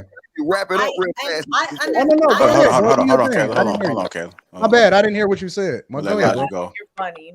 And I'm telling you, my bad. We probably had a miscommunication. But look, I seen it work right now, and it's exact opposite from how I was raised. I was raised green in a lot of aspects, and then I was just fending for myself. Now I can sit here and have talks with my daughter about this shit, and then now every time something come up, because I had conversations with her about it, hey, I'm not forcing her to date. And I think the only misconception we got in this whole process is just because you date don't mean you busting down. You teaching him how to coexist with the opposite sex, which they're gonna do anyway. You and then on a one-on-one basis, they will do these things anyway. So now you're teaching them actually how to coexist. That's it. That's my whole point. But Logic, you can't teach her that without going on a date. You can't teach her the game. How can I teach her that? Just like I'm sitting here and say, baby, sit next to me, put your hands up like this, take your right. No, I'm asking a question. Drive a car. You see how that don't make sense? I'm asking a question. There's advice. There's stuff you can do to teach a person certain stuff. If you see someone breaking in front of you, you need to be breaking too. I'm asking, is there certain stuff that you can teach her without her actually going out there? The best teaching is experience. If you get them in situations. That wasn't my question, though. That wasn't my question. Can you teach her without her going on a date? I would say no. You can only talk to her. At that, you can't teach her. You can only talk to her. Hold on, real quick, because I want to put something out there. And I think that from what I was hearing from Kay and Logic, it's not that he's just going to his daughter and saying, "Hey, I want you to go out there and date so I could teach you." I do understand that depending on how you parent, right? That's what it's going to all boils down to. But there's a little bit of curiosity from kids, and it may not come from you, but it may come from their experience at school. And they might come home and just be curious all of a sudden. Maybe they've seen somebody else do it. I don't know, but it does happen. So in the event that it does happen, then I think that's when you might have to alter a little bit, like your approach, because like nobody wants their child to be sitting there dating. But does it happen in real life? Yes, it does happen where kids are getting horny. You know, you have young ladies that are getting their periods at 11. And so, their hormones are shifting, they're changing. And when it comes to you, like, what do you do at that point? Because typically it catches us off guard. And if it hasn't caught you off guard yet, it's a possibility that it can. Tomorrow's not guaranteed. So it's not a guarantee that our child is going to be the way that we raised them. Typically when shit happens, it catches us off guard. That's just my take on it. Go ahead, Anton. I know you want to speak. Go ahead. Well, I believe in arranged marriages. And honestly, I've never seen divorce in my family. I've never played that way. And the women at the point that they start to get into the space to where, you know, they start to get in that space, they get married off. And we hand groom young guys and young dudes. I mentor a lot of guys that's under me from the ages of 14 through 24. We mentor a lot of these young guys and we marry them off. Real talk. And I know a lot. I know that's controversial, especially in 2022. Because it's a modern world and everybody can do what they want to do and everybody got free rights to do what they want to do. But I am grooming my daughter for specific people. And, you know, I'm just gonna go with the tradition that we've been rocking with since the beginning of time. That's been working for us, and so that's what I'm rocking with. And I know, like, that's just us. That's just how we move in our family. I got a really close connection. I got a really close connection with. I got a really close connection with several families that we interact with, and that's how we do it. We just move a little differently. We're gonna hold on, Logic. We're gonna go to Trill and then gonna move on from this topic. But I think the conversation is good because we're hearing different perspectives, our thoughts on it. So we may not have the solutions at this point, but maybe it'll get some minds thinking in the chat and the viewers. Maybe they'll think about how they want to do their house. So go ahead, Trill. Finish us off on this one. This is interesting because I just find a hard time just telling somebody how to raise their kids. It just comes off the wrong way. But in terms of overprotective fathers, I don't really see a problem with like being overprotective. I do see a problem with not giving your child the information necessary to survive when they leave your house. I think going back to what Kayla said, a lot of us think in terms of adulthood, but we don't really think back to when we was young. And I use the example like us growing up. I had both my parents in the household. And they was both saying, nah, man, you can stay away from the streets, this, that, and the third. It's going to happen, that's going to happen, it's going to happen, that's going to happen. But fact is that you spend more time outside than you do in the house. So you can try to dictate how kids move all you want to. But again, they spend more time outside than they spend in the house. So it will behoove you to get them the information that they, need, that they need if you'll get out of your own way. So that's what I think is more important, is giving them the proper information, more so than just being overprotective, do it because I said so type of situation. Because I'm gonna be honest, bro. Like I was in college. I don't know how many people went to college on this stage, but freshman year, if it's 10 freaks, 8 of them dads was probably super protective preachers, dudes that just didn't let their kid out their sight, whatever the case may be. And now that they in these freshman dorms acting a goddamn fool. Movie night this, chill night that, kick back this, kick back that, trying everything, getting drunk, on knees in bathrooms and all type of shit because they didn't get the experience, or they didn't even, again, get those conversations in the house. So now I done left the house and I'm just super curious as to everything that's going on. I got freedom. Oh shit. Compared to somebody that's, teaching their kid young, like, hey, this is what to expect. This is how dating goes. This is what this, that, you know what I'm saying? So in the essence of like the boundaries you create, I mean, it kind of depends on your kid. It kind of depends on their social status at the school, in the neighborhood. Like a lot of variables play into this shit, which is why it's hard to just say, okay, this situation worked for this side, so it's gonna work for that side. Well, yeah, you might have grew up in a different environment than these people growing up in. You know what I'm saying? So again, I think you got to kind of be versatile, but just more important than anything, I feel like, is just giving your kid real, uncut, blunt information as to what's outside. And I think that's what helped me navigate. I mean, sure, I was outside doing things that I wasn't supposed to be doing, but I had the information. It was never a decision made based on ignorance. And I feel like those are the decisions that end up costing you the most in the long run because you were just ignorant. You know what I'm saying? But in terms of, me, I had all of the information I needed. So when all these scenarios came up, I knew how to move in. You know what I'm saying? And it wasn't no helicopter parenting. It wasn't none of that. We was having real, honest conversations. And I thank my parents for that every single day. And I plan on raising my daughter the same way. Now, do I want my daughter dating? Would I prefer her to have a boyfriend at 15? No. But if she came to me and said, hey, Dad, I like this guy, whatever the case may be, then we need to sit down and have us a separate conversation in terms of like, hey, this is how you need to move. This is what you need to look forward to. Bring him to me. Let me meet him. I need to, again, establish my presence in your life to him. Because I think that right there alone is going to deter at least some of the bullshit that comes from dating. So, again, just in summary, giving your kid the information is 10 times more important than just being overprotective to be overprotective. If you guys just tuning in, welcome to Lapeef Let's Talk. Make sure you guys get them likes up. Also, subscribe to the channel. Appreciate all the support. Okay, you ready to read these super chats? Yeah. I only got 9 of them, so ain't much. I agree with Courtney regarding a man's IG profile. It's all about brand management, and a man's Instagram is his brand in the dating market. Very key. 1,000 plus eyes looking and only 100 plus likes. That math ain't mathin'. Show the free love. Push the like. Push it real good. Hey. I think the DMs give access to many people who otherwise would be unavailable. Janet Jackson, get out looking like Freddie. Freddie Jackson. Like from Friday. Smoke dog. Y'all hilarious. I set aside time to watch the Lapeef Network. I rarely watch TV shows, just showing y'all love. Aw. Thank you. I keep an open discussion with my 8-year-old and 13-year-old that it is normal for them to like boys, but dating and sex is for marriage.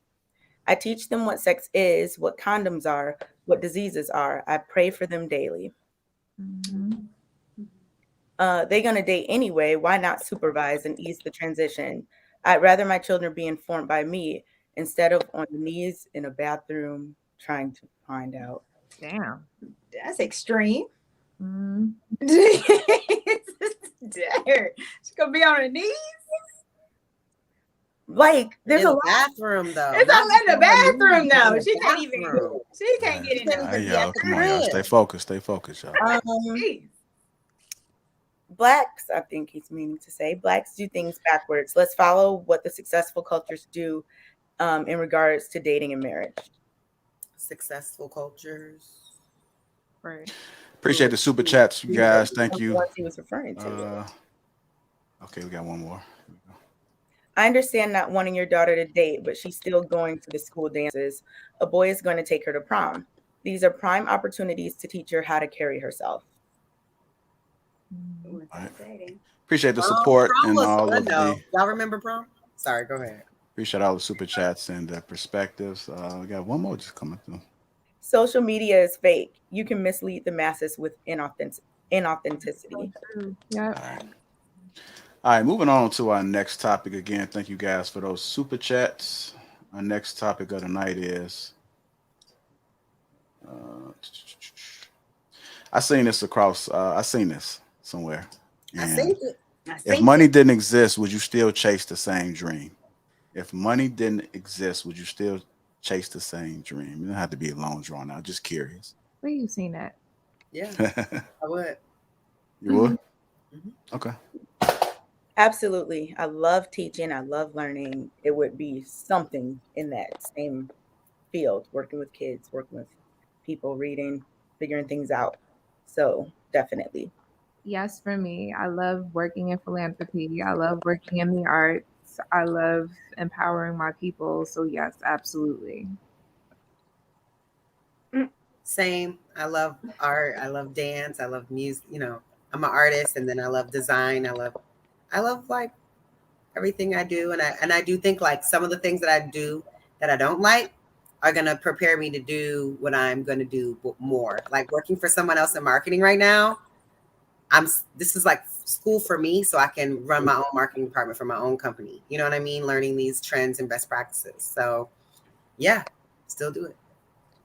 Are you asking if money didn't exist and I didn't have to worry about money, would I still be doing what I'm doing? I would be a housewife.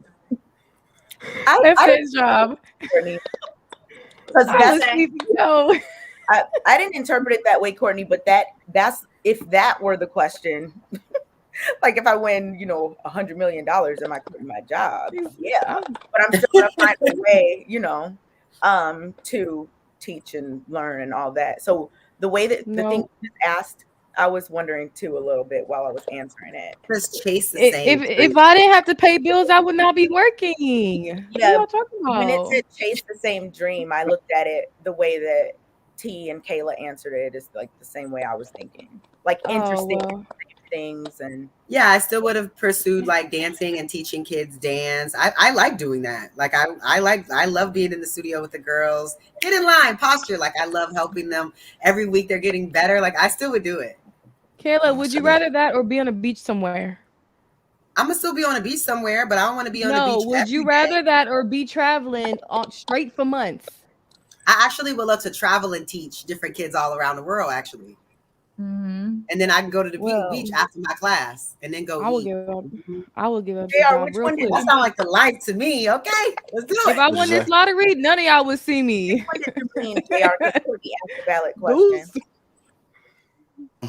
I mean, if money didn't exist, I know a lot of people put a lot of emphasis on money, and I do know how powerful money has become in this world. So I'm just, with something I seen, I just thought it was interesting. If money didn't exist, would you chase the same dream? So I don't know what people's dreams are. I'm just curious if people like thought about life without money. I believe it might be some countries or islands or something like that where money is not important, right? Am I tripping? Have I seen that somewhere where people just live? What? Is he going Like in and out? Or is that just me? Yeah, no, that's you. Good. No, I mean, in places that money don't exist, I mean, yes, people surviving, but they're just asking like, would a football player be a football player if they didn't pay money? No, they wouldn't get out there and do that. You know what I'm saying? How would the Olympics look without medals? You see what I'm saying? It's like money is a form of a reward. And then, you know what I'm saying? Really, the reward make us strive for these so-called dreams. You know what I'm saying? Like I know Kayla said she liked teaching and she liked doing all this. But if it was no money involved in it, then what benefit of it? I mean, yeah, you might get the teacher of the year or something like that. But I think it got to be a benefit to push us. Hearts and But minds. you don't think it's a benefit to me to see people grow and see people become like on the dance floor? Money doesn't exist, only talent. You can't buy your spot. If you're not good, you're not good. Like it don't even matter already because the only But are people y'all making a lot of money? Or do dancers make a lot of money? Literally, my friend Cortland is Doja Cat's choreographer. This man is making bread. Yeah. Like you can make money, but you're not gonna make money if you're not good. Okay, but then you're proving a point then. You know what I'm saying? Even though I understand that's your dream, but at the end of the day, how much would you put into it if you was doing it for free? When you chase your dream and your purpose, it gets added on to you. Guys. I will say, that's what I feel like. What I will say, logic is I would not in my current role, I would not deal with the recreational kids. I would not deal with the kids that are here for fun. If I wasn't getting paid, I would not deal with the kids that are here for fun. I will only deal with the serious dancers that are here for dance, that are passionate, that want to do this with their life. The recreational kids, ain't no money. I ain't got time for y'all. I'm not like I can't do that. But see, if money didn't if money didn't exist, how hard would you go? How much? Like I said, I would go hard for other kids that are going hard. But for people that are not going hard, I won't make no time for them. Yeah, but you still could be dancing for free. Like how? But I'm okay with that. I'm really happy to be dancing or doing something creative, like putting together a cool creative set to take pictures just to have. Like, yeah, that's called a hobby. That's called a hobby. So my dream people make millions of dollars doing this. People win Oscars and Grammys for creative direction, for sets, for costumes. That's not. But what we're talking about is that your dream also has a money set to it. My dream is to do this. And part of that dream is because it's a financial benefit of that. And it creates a lifestyle. Okay. Well, I'll answer the question. So for me, what I'd be doing if money didn't exist, would I be chasing a dream or maybe what I'm doing? No. My dream has a monetary aspect to that too. So the things that I don't do for money, like get on the pole. No, the things that I don't do for money is a hobby. That's what stuff? That's it's like hobby stuff that I would do. I think different people look at it different ways. Some people are passionate about their life's work. Like I'm passionate about teaching children. I just love it. Teaching people, period. And that's something that even if I did win $100 million lottery, even if I quit my job, I'm still going to be doing that because I see the importance for our communities. I just I'm not just going to sit at home and just do nothing forever. Like, I mean, that's cool, I guess, for a little while, but I'm going to be driven by the passion of making our communities better, of, imparting wisdom, just helping kids. I think different jobs come with a different level of I mean, if money exists, satisfaction. I for sure ain't working for nobody. If money didn't exist, I'm for sure not working for nobody. Okay. All right, ladies. I know you guys have spoken. Let me get some of these men in here. Go ahead, Anton. What you thinking? I seen you moving in different gestures with the head. So, what are your thoughts about it? If money didn't exist, would you still chase the same dream? I mean, it's impossible to answer because money would always exist. All money is today is a form of currency that allows us to be able to move a little bit more effectively with smaller versions of it in order for us to be able to exchange goods and services without killing each other. Before fiat currency, before paper, and which is supposed to be backed by precious metals and things that's in the U.S. Treasury before before the government started printing way too much money, so that inflation is out of control, and then it continues to devalue the value of whatever it is the paper is that you're exchanging.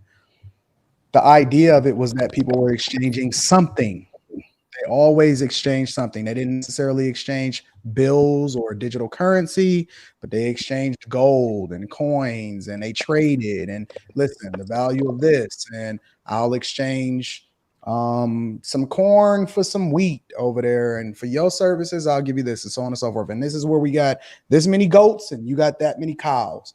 There's always money. There's always a form of currency. So there's always going to be that in existence, which means that, yes, I would still chase exactly everything that I'm chasing, understanding that, and this is where it comes into the spirituality part of it. Seek ye first the kingdom of God and his righteousness, and everything else will be added unto you. You great at whatever it is that you do, you're going to be compensated accordingly for it, no matter what it is, no matter how you, whatever it is that you do.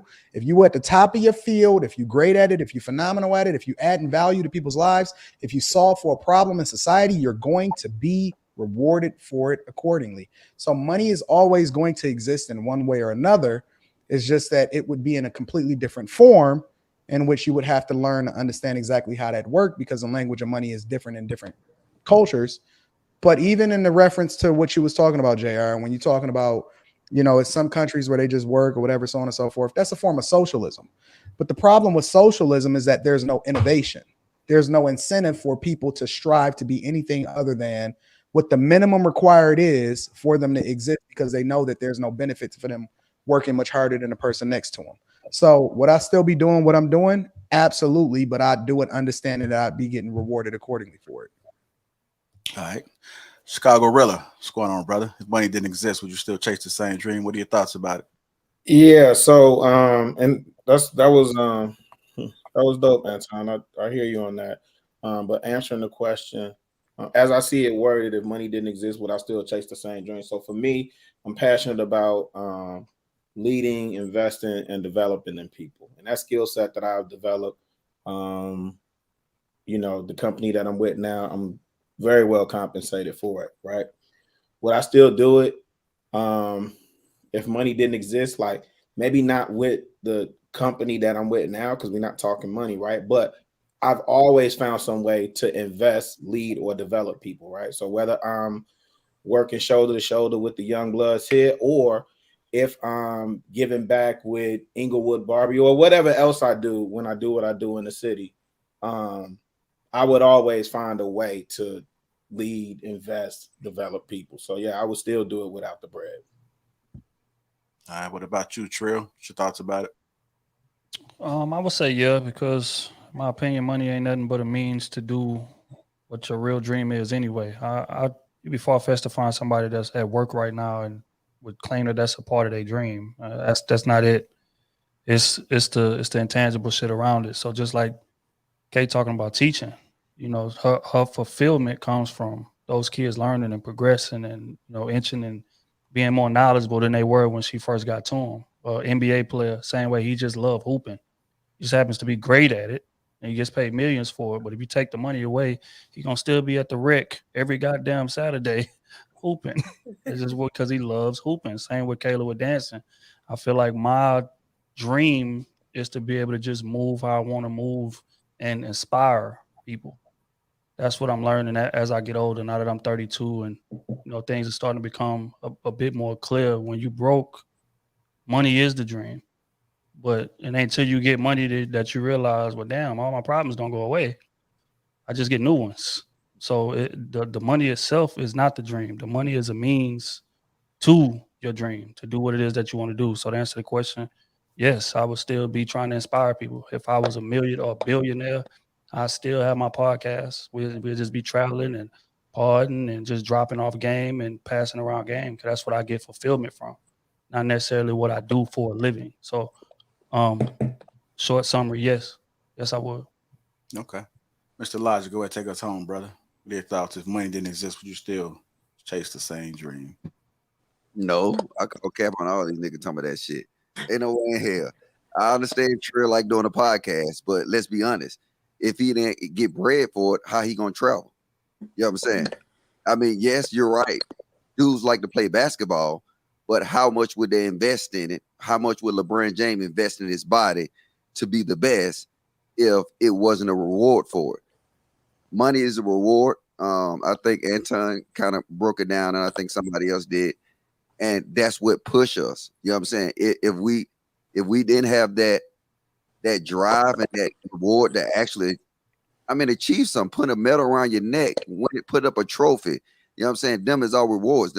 That's money. I think that's what pushed our society. And I mean, if it didn't exist, which, yeah, it's impossible to exist, because I think we'll be probably trading twigs or something, but we'll do something. We're human. That's a part of us, to be competitive and to be the best, to get rewarded for it. So, yeah, it is what it is. But Logic, think about the reward that people who volunteer get. They get a reward from that, even though it's not monetary and it's not a medal or anything like that. People volunteer all the time about causes that they're passionate about because they find fulfillment in doing things. Like, you know, I get that everybody's not going to necessarily be able to identify, I guess, with that concept. But like, there are lots of people who get fulfillment from doing things. Yeah, cool if you can make money doing that too. In fact, that's the best job, where you're making money and it's something that you're passionate about regardless. But like, again, think about all the people that volunteer, don't get paid or don't get anything, but they go do these things because they gain a sense of purpose maybe, or they're fulfilled by it in other ways. Yeah, that's the part that I think you're missing, is like the only reward is not money. That's the part of it you're missing. I know we used to hoop with a millionaire over there at the rec. Shout out to O. But me and O used to hoop with a millionaire. He used to be there every Tuesday religiously. He didn't have to do that. He's a lawyer. Rich, millions, mansions, all type of shit. He still pull that Benz right up to the front of that rec, get out with his ball and his shoes and come in there and hoop. Mm-hmm. So again, it's not about the investment or whatever the case may be, because he don't have to work no more. He could retire, man, like 50-something years old. He's been hooping for 30. Well, wait, let me finish. He's been hooping for 30 years. He loves to hoop, so he's gonna hoop regardless of whether the money. He's not getting paid for it. He just likes to compete. Some people just likes to compete. That's their reward. So let me revise the question. Let me revise. Oh, I'm asking, is that his dream? Like, did he say, hey, when I was little, I used to dream about going to the rec and hoop with Trill? No, it's not a dream. He used to dream. What you're saying is, I get it. He liked playing ball, but it was not his dream to do that. Like I said, like, look. Yes, it was his dream to do it. He just wasn't good enough to do it at a pro level. That don't mean it ain't your dream. You know how many niggas hooping at the rec that dreamed about going to the NBA? They just wasn't good enough. So that don't mean I'm gonna stop playing basketball. That's not what that means. So this what I'm saying though. That's the whole point of it. Like I'm getting what you're saying, but I'm telling you, it's like, yes, he probably had a dream to be an NBA player, Right. but NBA wouldn't exist without money. Let's be honest. Would it be an NBA without money? So But wait. So niggas would still y'all, be Do hooping you without think money. people Without watch the it? NBA. hold You on. think Wait. people watch it for Wait. money? Is Y'all, that why people y'all go to the asking the bar and wrong watch it? question. Y'all asking the wrong question. The question Or really they is: watch it for entertainment? would you still do what you do for free? Right. Would you do what you Yeah. do now for free? That's Do not you the That's love it question. that's enough? what I They that's didn't how I say was nothing taking about it. what you That's do not the now. question. The question said, would you chase the same No. dream I that you had? understand that, but the context is everybody's answering it differently, including myself. So what we're really, I guess, saying is, would you still do what you do if you had to do it for free? Would you pod however often that you pod for free if there was no financial incentive to do so? Yes. There you go. So yeah, and I agree. So would I, because like again, I feel like money is not the only reward. Like if you're doing work that means a lot to you, it's satisfying, it's fulfilling, you feel like you're making some kind of positive change. Like it's so many things, there's so many other rewards than money. Money is a freaking tool. Like we're all, I mean, I am about to crazy with it, but we all tapped into the infinite. You could pull in whatever you want as long as you're in alignment with what you're supposed to be doing. So if that's not your focus, then you'll always have an abundance of that. But if it is, then you'll never have enough. So there's that.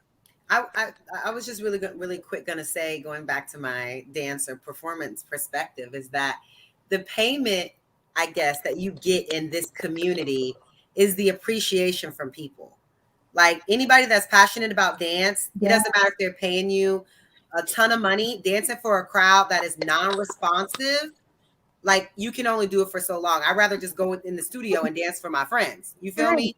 But that gratitude, you standing up, you clapping, you giving me your energy based on what you're feeling, or even become emotional. Because if you are really artistic people that go to like to operas and dance and stuff, like to see people in tears because they feel like that is that makes me feel like that feeling. What? It's nothing like it. Well, can you name me something that people do for free? Just name me one thing that people do for free. Basketball. Volunteering. Yeah. Take care of children that's not even theirs. Volunteering. Grandmas do it every day. Nah, I know grandma. Yeah, but see that like the hooping, I could see what Logic is talking about because people don't hope to get to the top of to make it to the NBA just for the fame. They get in there to try to get that contract, bro. Yeah, and I like and I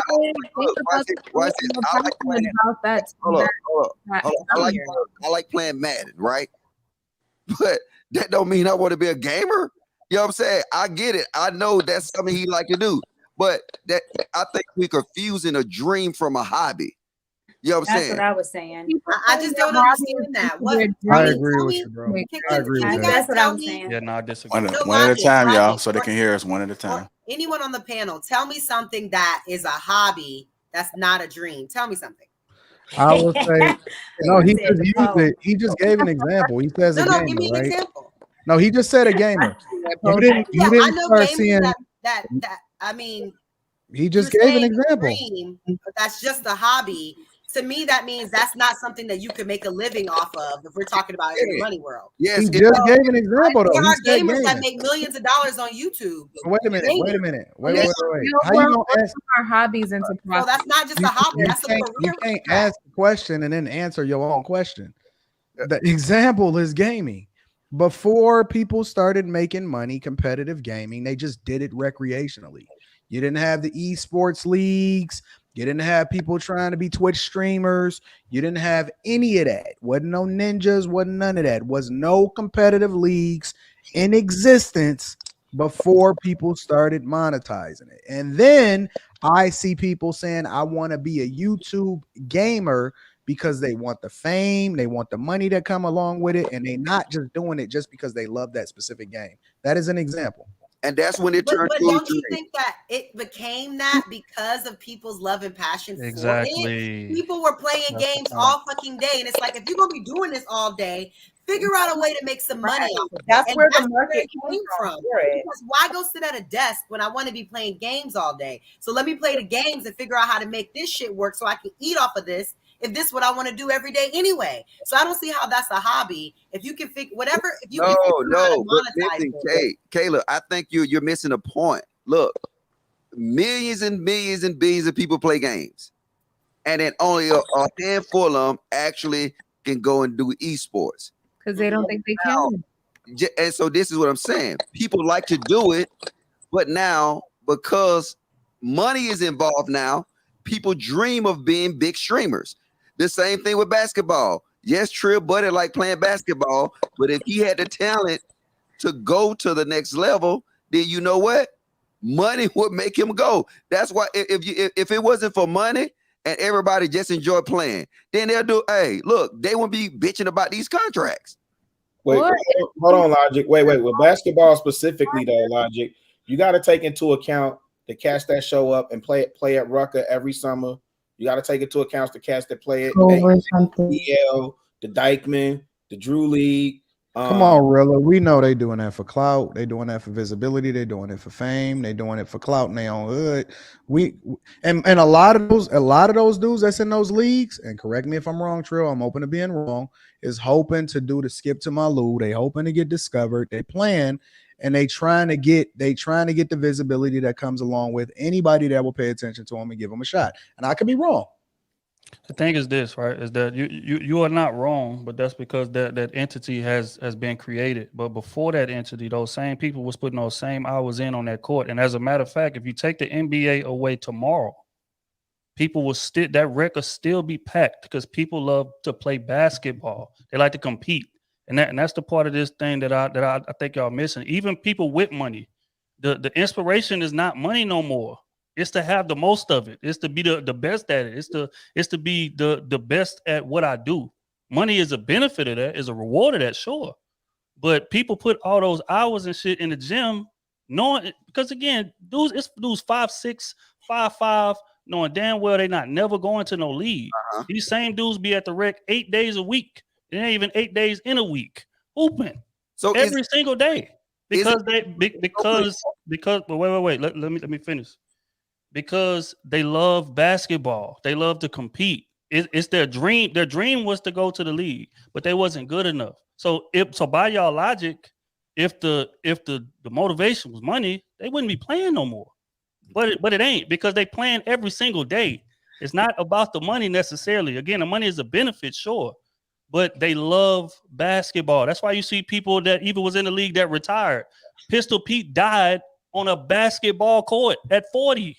He was already retired and rich already. Yeah, I think that there are some people like that. But I don't think that everybody that's doing a specific profession. I agree with you, right? There are some people that just love doing some things. But I don't think that the overwhelming majority of the people that's in a specific profession would still do it if it wasn't no bread involved in it. I agree with you. I'm agreeing with you is what I'm saying. Okay. That's because they're not turning their hobbies into profits, because a lot of people are fearful that their hobbies aren't going to make them a profit. But watch this. Why hold up. Why do people climb Mount Everest? For the thrill. To get to the top. To get to the top, right? So now that's an achievement, right? It's a goal. It's a reward to them, right? Competing, yeah. Yeah. So like when I'm saying, like when you're doing something like that, is it different from just going to play basketball? That's not true, Logic.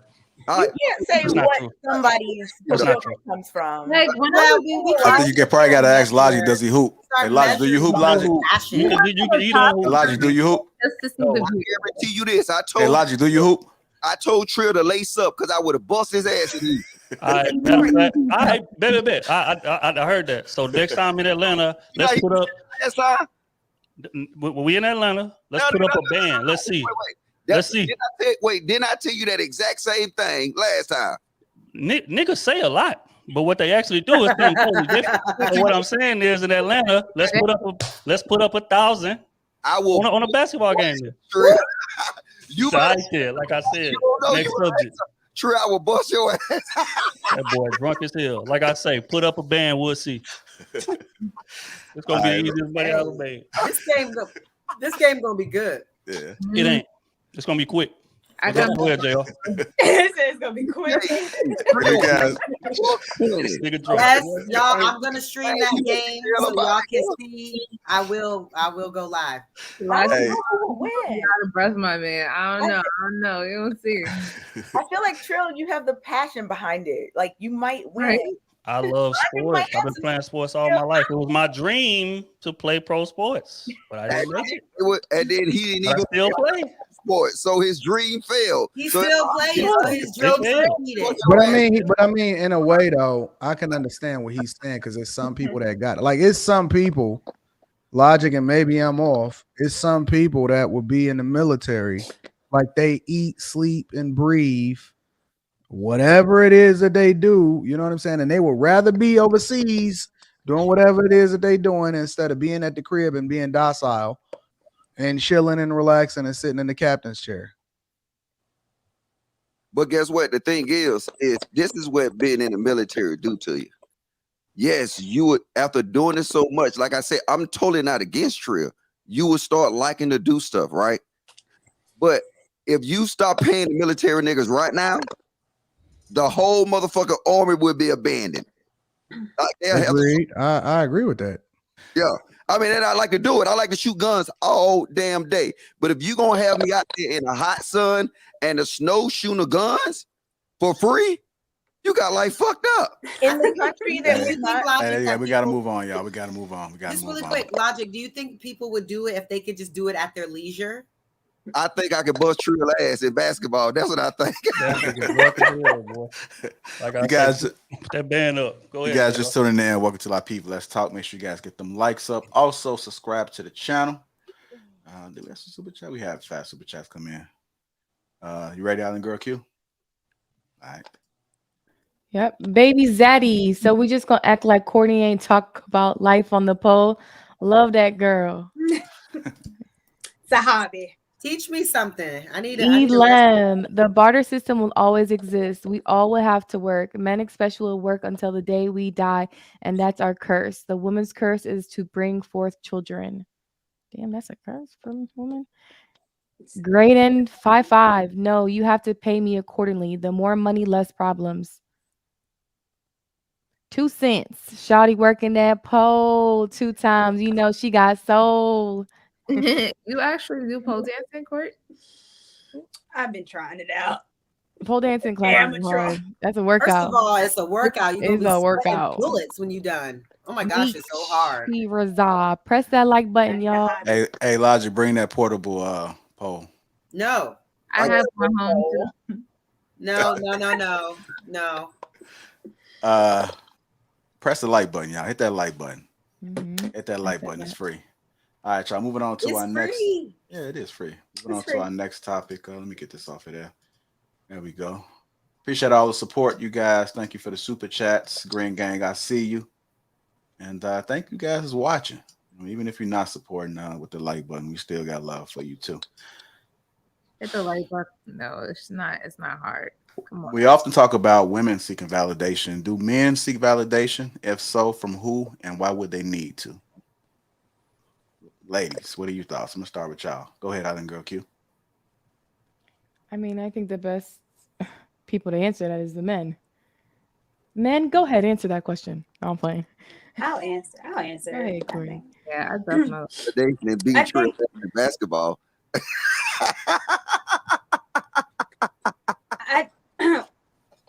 I think generally, I don't think men seek validation from outside folks. I do think that when a man is married, he seeks validation from his wife.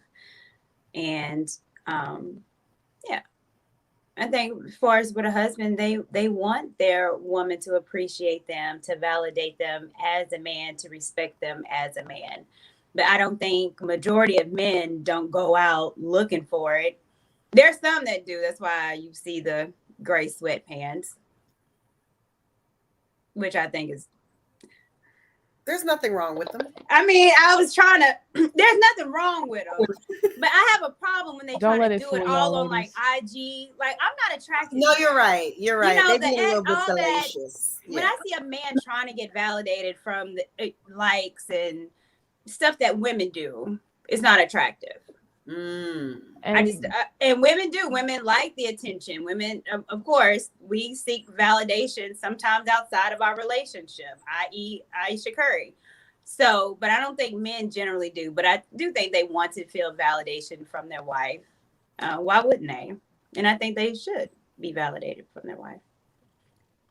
Go ahead. What T or Kayla? Who was about to say? So I really do think that. Thanks, Kay. I really do think that men do seek a certain level, like on a general basis, seeks a certain level of validation from women. Everybody, I mean, all human beings, everybody wants to be wanted, right? I mean, this is a fact. Anyone trying to act like they don't, like your cat. Everybody wants to be wanted. Like, everybody wants to feel wanted. So there's a certain level of healthy validation that men seek from women, and just interaction, and like people feel you, people like being around you, right? I think that men, good men, seek the validation of like their parents or their father with what they're doing with their lives. I do think that also from their wives or the woman that they choose to love and be vulnerable with, that they do seek her validation with the decisions that they're making throughout life for their family and things like that. But I think it's just all natural for every human being to seek a little bit of validation from the opposite sex, and you know, in the most I don't want to say minuscule way, but like in the most general sense, right? So yeah. So I think different types of men seek different types of validation. So I feel like married men, like Courtney said, tend to seek like validation from their wives. I think like men who are in search, or like men who are in search of like a fling or something, like they probably do seek validation from women. Like then you have like other guys that are ego driven that might seek validation from other men. So I do feel like they seek validation. I feel like they, you know, if they're intentional, or if they're like living according to their own standards, then they're seeking validation by way of like, you know, how they match up to who's in their field and that sort of thing. But I definitely do feel like everyone seeks some kind of validation. Yeah, I agree. I think men definitely seek validation from their peers. You know, I think it's natural. Humans are social, you know, creatures. The desire for acceptance and recognition is very natural. So men are not exempt from that. Women aren't either. I think all genders generally seek validation from someone. Now, if we're talking about just online, you know, posting thirst traps and stuff, like that's a different thing. But when I first heard the question, I just thought about social groups and, you know, that desire to be accepted and recognized by people. And I think a lot of times men will seek that validation from men that they respect, men that are around them.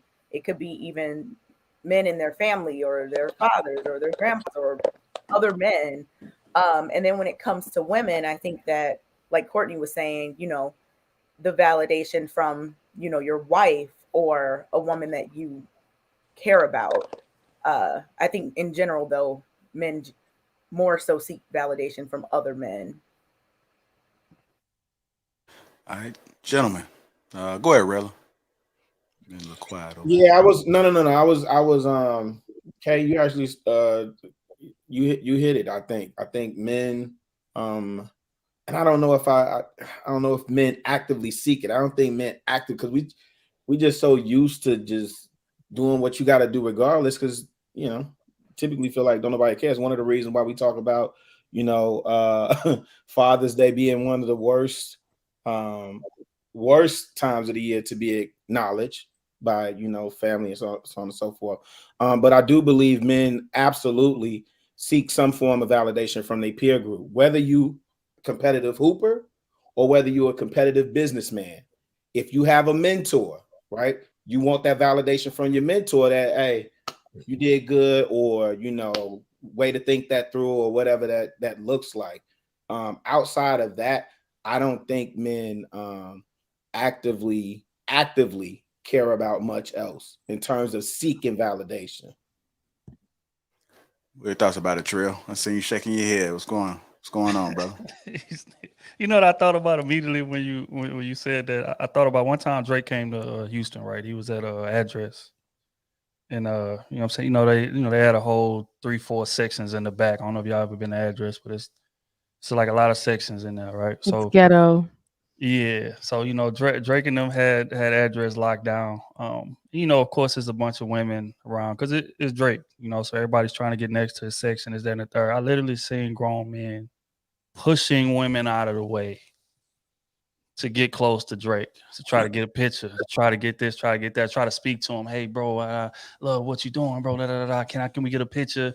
And for the dudes that Drake so happened to take the pictures with, couple of these people I done seen on social media before. They posting pictures like, oh yeah, me and big bro working, man. Big bro this, big bro that. This man don't know you, bro. So yes, men seek validation in all sorts of ways. Definitely from men that they look up to. When Kevin Samuels was alive, it's another great example.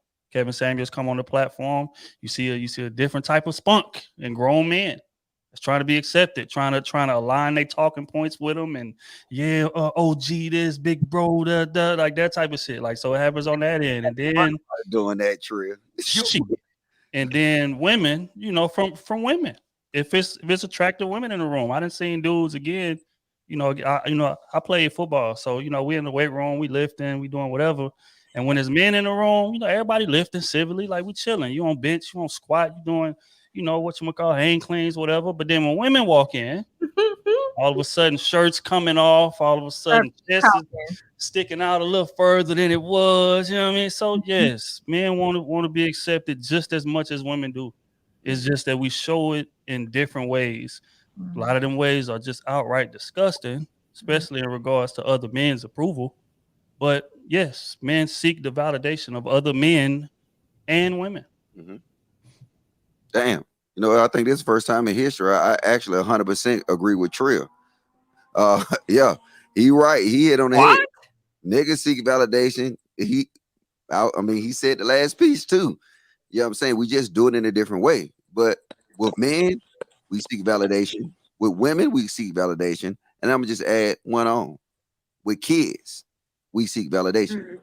So it's just that's something about if you're doing something. I don't know if you ever coach like flag football or youth football. I know when I do it, I seek validation within the kids. You know what I'm saying? I want them to be like, you know what I'm saying, Mr. Who? Mr. Mr. Who? Logic was about to tell us his government. Hey. You already doxed me, so it don't matter. But yeah. His name is Tommy. All right. I like that. Mr. Tommy. You got a white man's name. Career day next year. But we do that though. You know what I'm saying? And I think, to be honest with you, in an older age, we get more validation from the youth. And then for me, like I did used to seek more validation between women and men. You know what I'm saying? Obviously. You know what I'm saying? Just doing competitive stuff and stuff like that, trying to get chicks, trying to get attention. We always do that.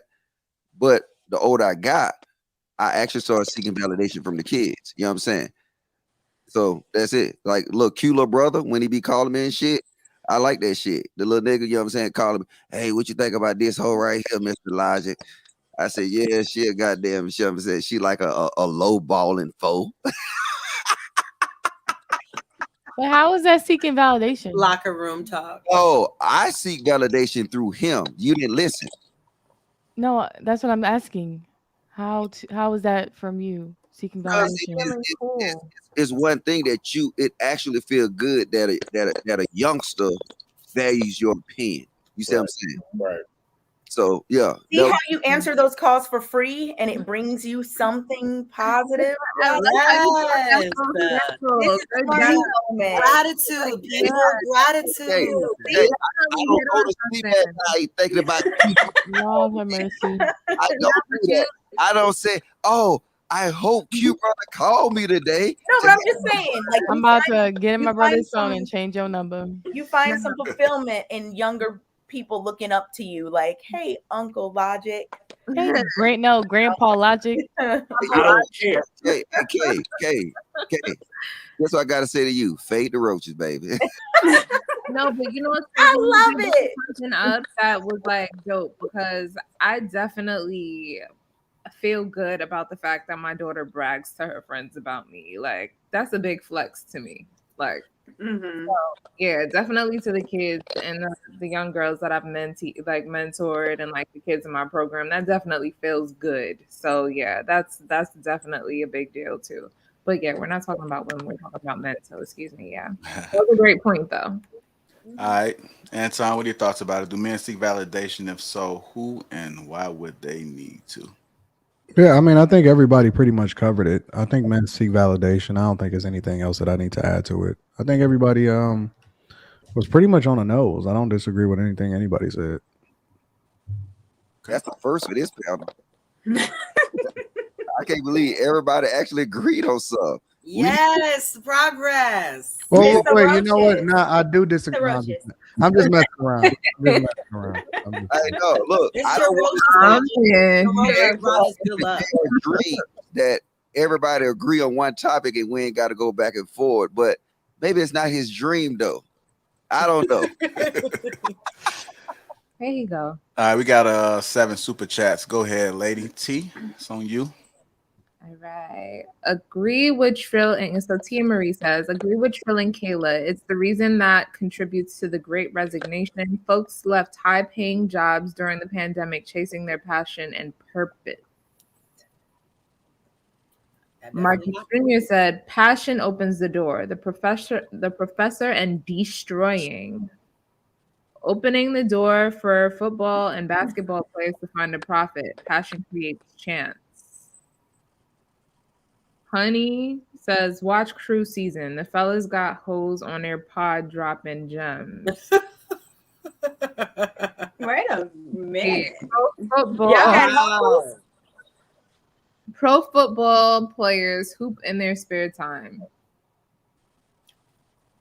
I love how calm y'all keeping Logic and Kayla tonight. Show going smooth as fuck. Timestamp 11:27. I hope I didn't jinx it. Shut up, nigga. A story to tell. Thank you. Much appreciated. Crispy. Young men that join gangsta definitely seek gangs, I guess. Definitely seek validation. That's facts. Very unlikely. A simple discussion about YouTube views is seeking validation. I mean, in a way, yeah, because that's how they earn the money. Yep. Or the popularity of it all.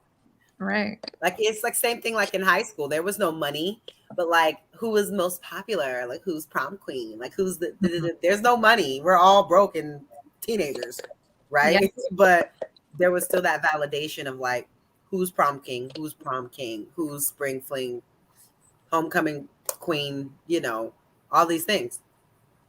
Yeah, but thanks, guys. Hey, JR, can we recap the questions that we covered so far for the comment section after the video? What? Uh, Sounds like a big ask. No, it's yeah, not. It's gonna comment anyway. I want to know what they would think because I can't read the comments. So I want to read the comments after the video. Yeah. We could do a recap in a second. I got you. Okay. All right. Hold on. You got the screen up there? Yeah, I got it. Just blow it up. There it go. All right, people. Now look, help Logic out. Help Lapeef out. After this video post, please comment on these questions right here in the comment section, and I want to see what people think. So I'm not gonna read it. The lady's good at read. Is there a proper way to get a woman's attention in the DMs? Diddy has an issue with his daughters having boyfriends at 15. Are overprotective fathers needed? He forgot needed, or maybe it's on the bottom. It's on the bottom. And the last one was, I think, do I got up there. didn't exist, would you chase the same dream? And then, do men seek validation? If so, from who and why would they need to? Comment, people, please. Comment. There you go. All right, y'all. Just tuning in. Welcome to Lapeef Let's Talk. Make sure you guys get them likes up. Also, subscribe to the channel. Moving on to the meat of the conversation. B Simone, and what's her name? Megan. Yeah, Megan. Brooks. Yeah, Megan were having a discussion, and they brought up what's more important, the perception or reality. What's more important, the perception or reality? They also highlighted Martin Luther King and gave an example about his legacy. They was questioning his legacy, saying that just because he achieved one thing doesn't mean that he was a great leader. You know, something to that nature. So let's go in and talk about it. What's more important? I'm going to tear a man's legacy down, boy. I'm telling you, this is unreal, man. The man practically put his whole life on the line. You know what I'm saying? For the civil rights movement, and leave it to a modern woman to literally come down and try to destroy the whole man's legacy. That is insane to me. I'm going to just set that right there. So what is the context? I don't want to make any judgments. Can you play the video? Because I don't know what was said. I'm not playing no video. I'm not playing no video. But I put it in the back chat for you. I have some of the other ladies speak on it, and then I'll put it in the back chat for you, Kayla. Yeah, I saw the video, and it sounded like essentially what she was saying was, you know, we've known Martin Luther King to be such a great leader. He's influenced, he's done so much for our people, right? But on the other side of it, he was an unfaithful husband, which means if he was an unfaithful husband, he was only a regular man. He wasn't that great man that we all knew him to be, because as an unfaithful husband, he couldn't have been the best father, because if you're going to be a great father to your kids, you're not going to disrespect their mom by being unfaithful. They went on to say Coretta Scott King was focused on the purpose, so much so that when she was addressed, or when she was approached about the situation, she was kind of denying the claim, not, you know, she was loyal to her husband regardless. She wasn't going to confirm or deny any claims. So that was is what's more important? So that then they pose the question, what's more important? The perception that he was this great, you know, person that did all these things for us, or the reality of the fact that he did those things. Or the reality that he was still just a man. So that's the context. So if I'm going to answer, you're welcome. If I'm going to answer the question, in my personal life, the reality is important to me. But in real life, I realized that if you're looking at even this example, the perception is what people view as your legacy, right? How people see you is what you kind of leave behind. And I'm gonna give Anton his little props for making me think about this too, right? Because he definitely posed the question one day about, he's like, oh, you control the way I see you. And I still don't agree with that completely, because again, that's why some people can look at an image and some people see one color and other people see another color, because everyone does have a perception. But I do feel like if you're living intentionally and living a certain way, your reality can be perceived in the way it was meant to be perceived by the folks that are meant to perceive it in that way. Wait a minute, why I got to be my little props? You know what I'm saying? Give me the regular props. You know what I'm saying? Don't give me the little props. Take it. I'll take it. Skip it. I'll take it. Thank you. Damn. Do y'all think that she was acting in her emotion when she said that? What do you mean? phone said she was triggered. Well, exactly. See, that's why some of these men say women can't separate emotion from facts. Like, I didn't watch the clip. I don't really need to watch the clip because I'm getting it from y'all. I mean, didn't I know B Simone also wrote a book that she got from somebody else. So what gives her the right to talk about someone else's character when her ass is not even an angel? That's Listen, facts. who other? Little famous people, little famous. That's I'll say not that. what I'm happened. just curious. Okay. I'm just curious.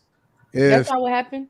if No, I sure. got a problem with this dude over here, but then I come over there and I somehow, some way find a precedent to get you out of jail, does that diminish the fact that I got you out of jail because I got a problem over here? I'm just curious. Who among us, name one person in this entire world who does not have something that they regret or a problem or issue or something that happened in their life? One of us. And does it diminish the work that you're doing for other people? The reason why people try to live in a high standard and character or whatever, and they try to have big discipline, whatever it is, right, is because they're trying not to let that overshadow all of the good that they're doing. But it still does not change the fact that this man put his whole life on the line, died on other people's behalf that came and benefited after him, in order for you to be able to have the platform that you have today and say whatever the fuck you want to say. He's literally one of the authors of that. You have the freedom to say whatever you want to say, even kill his legacy. And this is how you do it.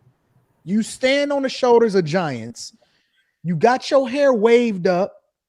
You sit here with your camera on and you getting all of your bags because of somebody else, some man that came behind you and some woman that was down for the cause and said that whatever he got going on is bigger than how I feel about him. But you feel the need.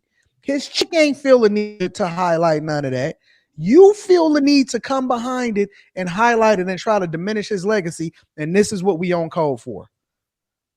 I'm just honestly, bro, it's one of the most disrespectful things that I've heard said on the internet this year. Top of my list, bro. Insane. And I'm not even one of the pro-black people, but I still can recognize and respect the people that came before me that paved the way for me to be able to have this conversation with y'all in the first place. That's insane to me. She need to apologize, bro. She really need to apologize. But see, the thing is that, I mean, I'm just trying to be fair with it. It's her perception reality. The issue she said she had with Martin Luther King, what was it? Him being unfaithful? Yeah, that he cheated on his wife. Okay, was that true? With a white, I think it was a white woman or something. Yeah. So what I'm saying is that, yes, the thing is that I don't know the context in which she used it in, but the thing is like, if it's something that she got an issue with something that he actually did, and I don't know if she called him out his name or she went in on him, whatever. She didn't. She didn't. So I mean, like she did. She didn't call him out. Wait, was it more the issue was a white woman? Call him a was word. That more the issue? The way that she broke him down, she said he wasn't a good man. She specifically went in and said what he wasn't and all of the trash that came along with him. She broke him down. But Anton, I heard you say that also about men that cheat. What does that have to do with? No. We have to separate. No. Listen. This is the difference. No, we're separating. No, we're separating what you, Mr. Logic. I don't necessarily agree with your lifestyle because you live a completely different lifestyle based off of principles, right? Based off of what I believe from a Christian perspective, and I don't believe in sex and before marriage or whatever, but you do. Mm-hmm. Does that diminish what you've done in the military? Does that diminish me coming to you and saying thank you for your service because you help protect my freedom? Just because I don't agree with how you live your life from a principle perspective does not take away from what it was that you did to help protect my freedom. But see, this is what I'm saying. The thing is, but if you was bringing up to say, hey, I don't like the way Mr. Logic moved as a representative for our race or whatever, because he do this, right? Correct. And then now, if I actually do that, your perception of me is reality. So no. No, that's not true. And you know why it's not true? Because A, you don't talk negatively about somebody after they gone and they can't come back and defend themselves. That's A. It's disrespectful on the highest level first, right? Secondly, who is she to evaluate how he lived his life? Because she not even speaking in facts. She don't know. Who's But see, anyone? if you, wait, hold on, Lady T, Anton, and this is what happened when we dealing with it, right? You and her are speaking from perspective. No, I'm speaking from facts that what he did has enabled us to even be able to have this conversation today. That's not a perspective, that's a fact. No, but see, if it wasn't her talking point, and then I didn't see the video, and I'm just going based off what Lady You T, should watch the video, bro. It's Yeah. disrespectful. but I'm just saying, it's like the same thing. I could use Kevin Samuel, right? So just because Kevin Samuel, no, I'm just Why saying, you always gotta bring him up, bro? it's okay. You can we talk? I'm saying, you telling me just because Kevin Samuel is dead that we can't critique his work? Yeah, but she didn't critique his work. She critiqued him. She said that he wasn't a good husband. She critiqued him. She didn't critique his work. Is he above? No. Is he above critique? Logic. She said critique his work. She did not talk about the civil rights movement. She did not talk about whether or not she agreed with whether or not he was going to do things versus how Malcolm X did it. She didn't critique his work. That's not critiquing his work. But how you gonna tell her what she deemed necessary to critique? Because you need to watch the video and then you would see it a little differently. But I'm just basing upon what we heard. But look, logic. Just real quick. This is the difference, though. The difference from what you're saying is, it's like, okay, I don't agree with the man's lifestyle. That's perfectly fine. But when you say how he's moving in his personal life, just because of the fact that he cheated on his wife, that invalidates what he did on the civil rights end. That's wrong. And that's what she did. She said, no, listen. She said, because how can we call you a great man for everything you've done and you couldn't even be faithful to your wife? You're not a great man. You're an okay man because of the fact that you cheated on your wife diminishes you from great, which again invalidates everything he did in the civil rights movement that gave us the damn latitude to be able to move how we move today based on him cheating on his wife. That is ridiculous. I don't think it's that. See, this is the problem when we try to sit here and tell people, like, if I look at somebody, like, look, and I'm somebody gonna say I'm going overboard, right? The what's his name? Jeffrey, the Epstein guy, right? I can name a lot of guys that did good shit, right? They did good shit in life, but they also did foul shit, right? And even though some people might look at him and say, you know what, hey, you did do some foul ass shit or whatever, but I'm just saying, how we gonna police how people feel about somebody when they do something? Like, and I don't know the context in which you use it at. Like, if Lady T was right, she wasn't disrespectful. If she said, I feel he's not a great leader because of this, then how are we gonna tell her that she's wrong? Hold on real quick. Logic, I just put the link back there and Kay put the timestamp. Just briefly go ahead and listen to her real quick. It's in the back chat. The link is right there. I also put the link in the chats for people. It's timestamp at, what is it, 1 hour, 11 minutes? Okay.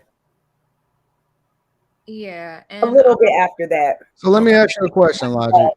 Let me ask you a question. Wait, real quick, just because I want to forget. Hold on, Anton. I'm gonna let him listen to it. I just wanted to ask him a question specifically about his service. If you did everything that you did, and you put all of the work and the sacrifice that you put into, I don't know which branch of the military, because I'm not really familiar with the military and all of that, but you put your life on the line for me every day.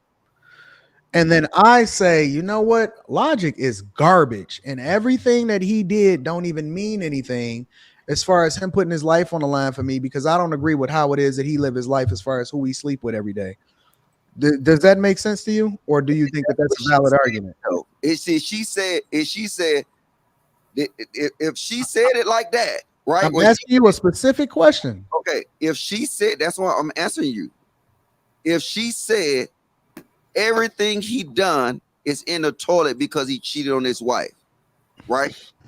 or if she said that, you know what, I think this tarnished his legacy. I don't really consider him, because people just look at that.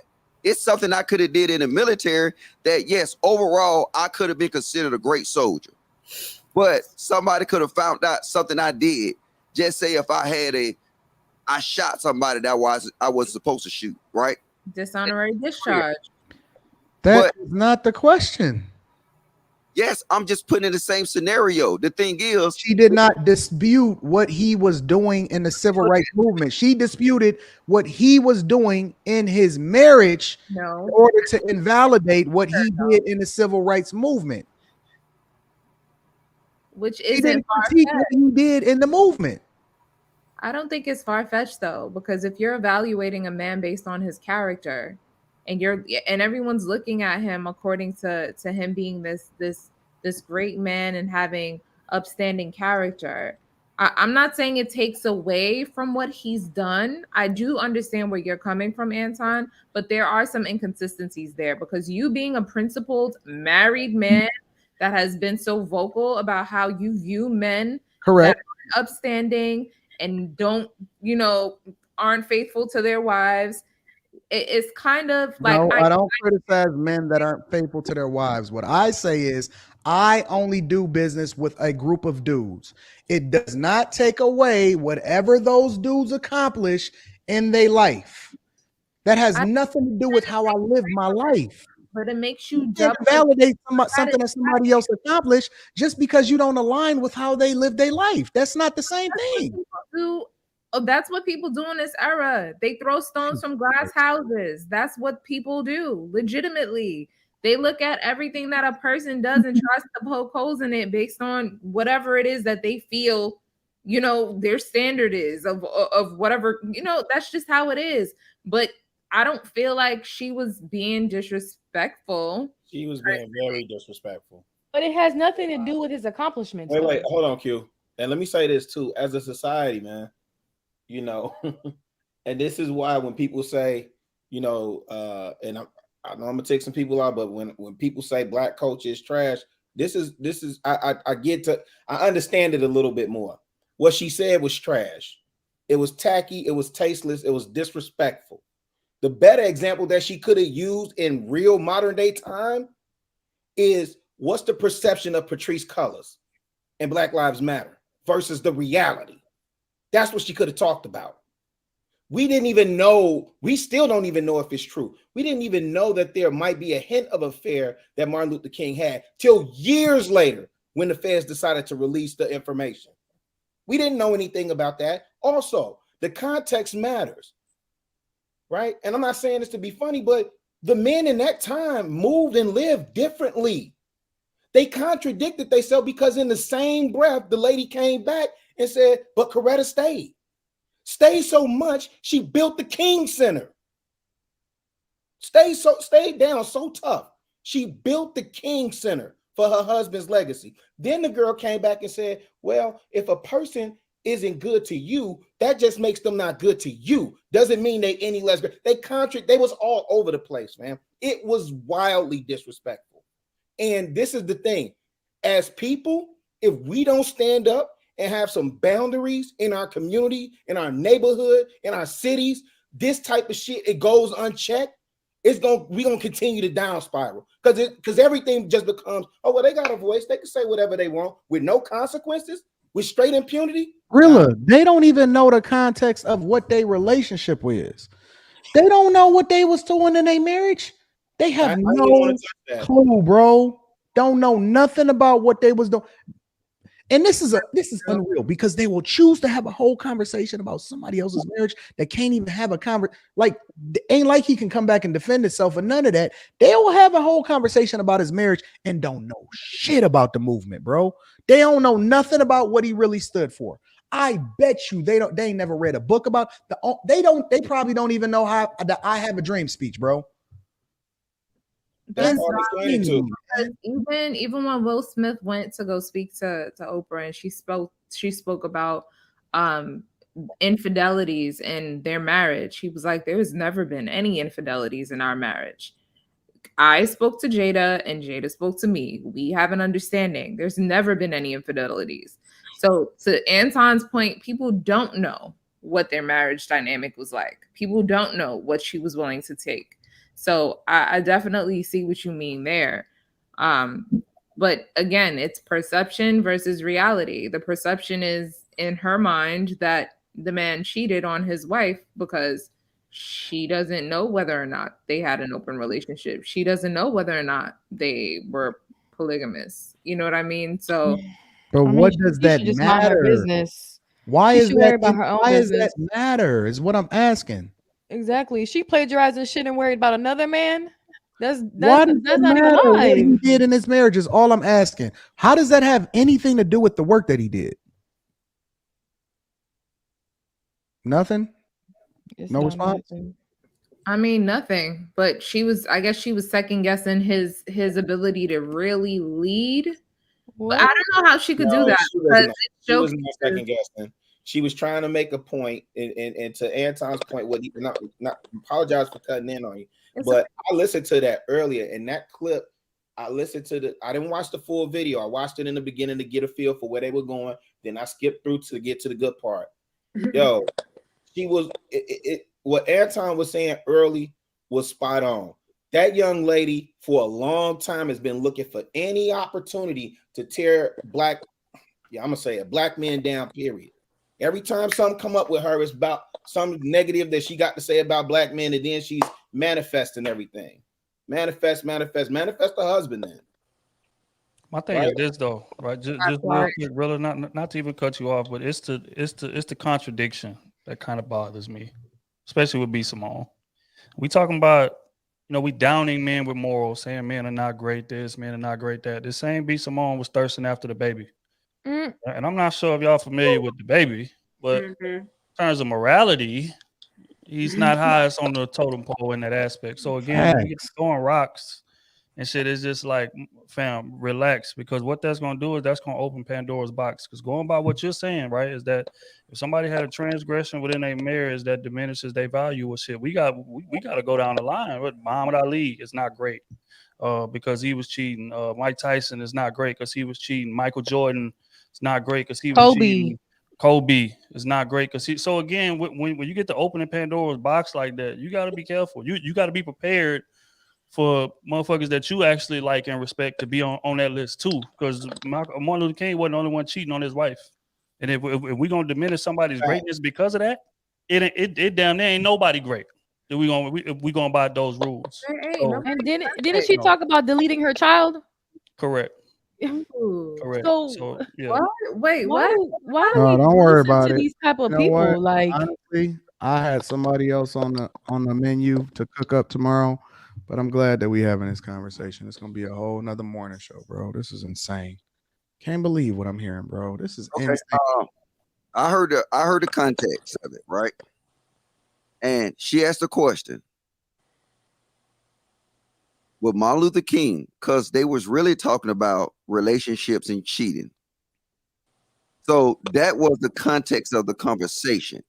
And they said, how does it affect your legacy? So they said, it's a perception of Martin Luther King being a great family man, being great to his kids, or the reality that he was actually perceived to be all this stuff and still cheating.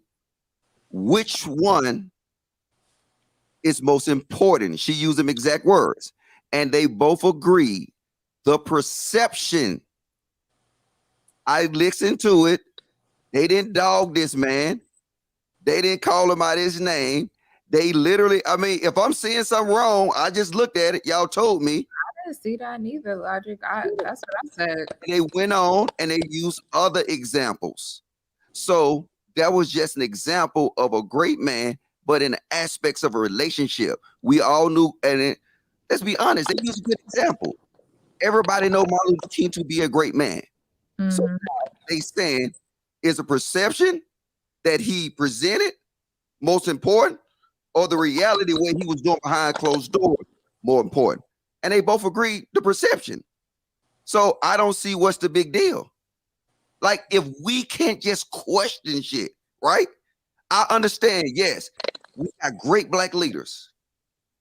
But at the end of the day, that's why we get fucked so much, because we don't question each other.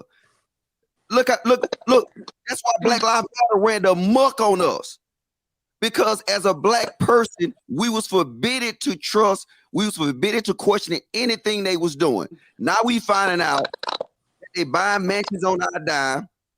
They goddamn giving baby daddies almost $1 million, giving brothers almost $1 million for security.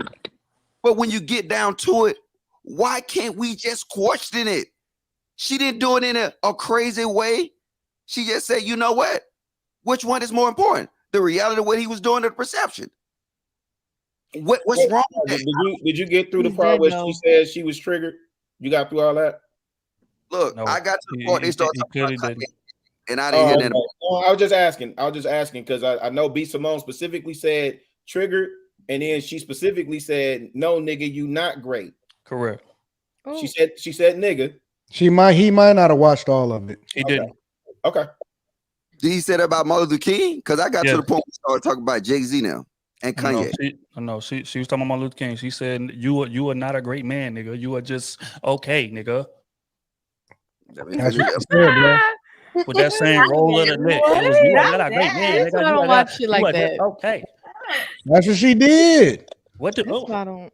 what And did you put in this drink? Here's the thing, just to answer Logic's question. There's a difference between what you do with the money that was donated for the cause and how it is that you operating in your bedroom. If people give money, right, and then over a third of it go to the different people that's setting up different businesses so they can capitalize off of what people gave money for a specific cause for, and then you only giving Trayvon Martin literally a third of what you gave your homie, your baby daddy, and your brother, you giving the Trayvon Martin Foundation a third versus what you promised it. You came up off of George Floyd's name, right? And you didn't give anything. You didn't go into, you advocated for defunding the police. You never went into the neighborhoods and the places that you actually advocated for. You asked people to protest. They burned down all of the businesses in their own neighborhoods. It became a food desert. All of the same neighborhoods that you asked to defund. Now crime is blown up out of proportion. You didn't buy a crib. You didn't buy no land in none of these places that you said the majority of the black people was in, right? But you went and bought $6 million mansion and multiple mansions, and y'all made YouTube videos in them. It's the difference in what you did with the funds that people contributed versus how you look. Ain't nobody asking her who she's sleeping with. They asking you why you gave the money that we gave to you to be able to do whatever it is that you were supposed to do that we protested for to your baby daddy. It's a difference. Ain't nobody asking her who she's sleeping with. But let me say this, because I understand both points. However, there are particular jobs that folks have that require a higher standard of character. So there's some jobs, i.e. preachers, that can't necessarily get away with stuff and have to hold themselves to a higher standard than someone working at the post office. So there's particular jobs that are more distinguished as far as about your character. So we can't take that element out of it. I could say what Eddie Long, that pastor, he could be doing some good. I did Eddie Long. He could have been doing some great stuff at his church in Atlanta. Then come to find out he liked little boys. But that's illegal. Well, no, they weren't little boys. They were adults. They were young. So it What? Well, he did. They were like 20. So what he did in his personal life affected him because he should have held himself to a higher standard. What about that pastor that was talking about Kevin Chambers? Let's talk about the difference is Bill the Clinton. difference is that he's advocating. Eddie Long was advocating that you live by the cloth, and he said that he was an example, and so he was illustrating to the people, hey, you should live by the cloth, and I live by the cloth. He was a hypocrite, and that he wasn't living the thing that he was preaching. Martin Luther King was advocating. Also a preacher. Martin Luther King was advocating for the rights and the freedom of black people that had nothing to do with him being a preacher. He was kind of a But It he had reference. nothing to do. His So he- advocating for the freedom and the civil rights and for the equalization of black people to be able to do the same things, vote, get the same jobs. Hold on, but All he this did other it. type of stuff What- had I'm nothing not- to do with a ministry. I'm not condoning anything or backing up B Simone, but I'm trying to call it square down, Right. pop out, shooting it in the middle.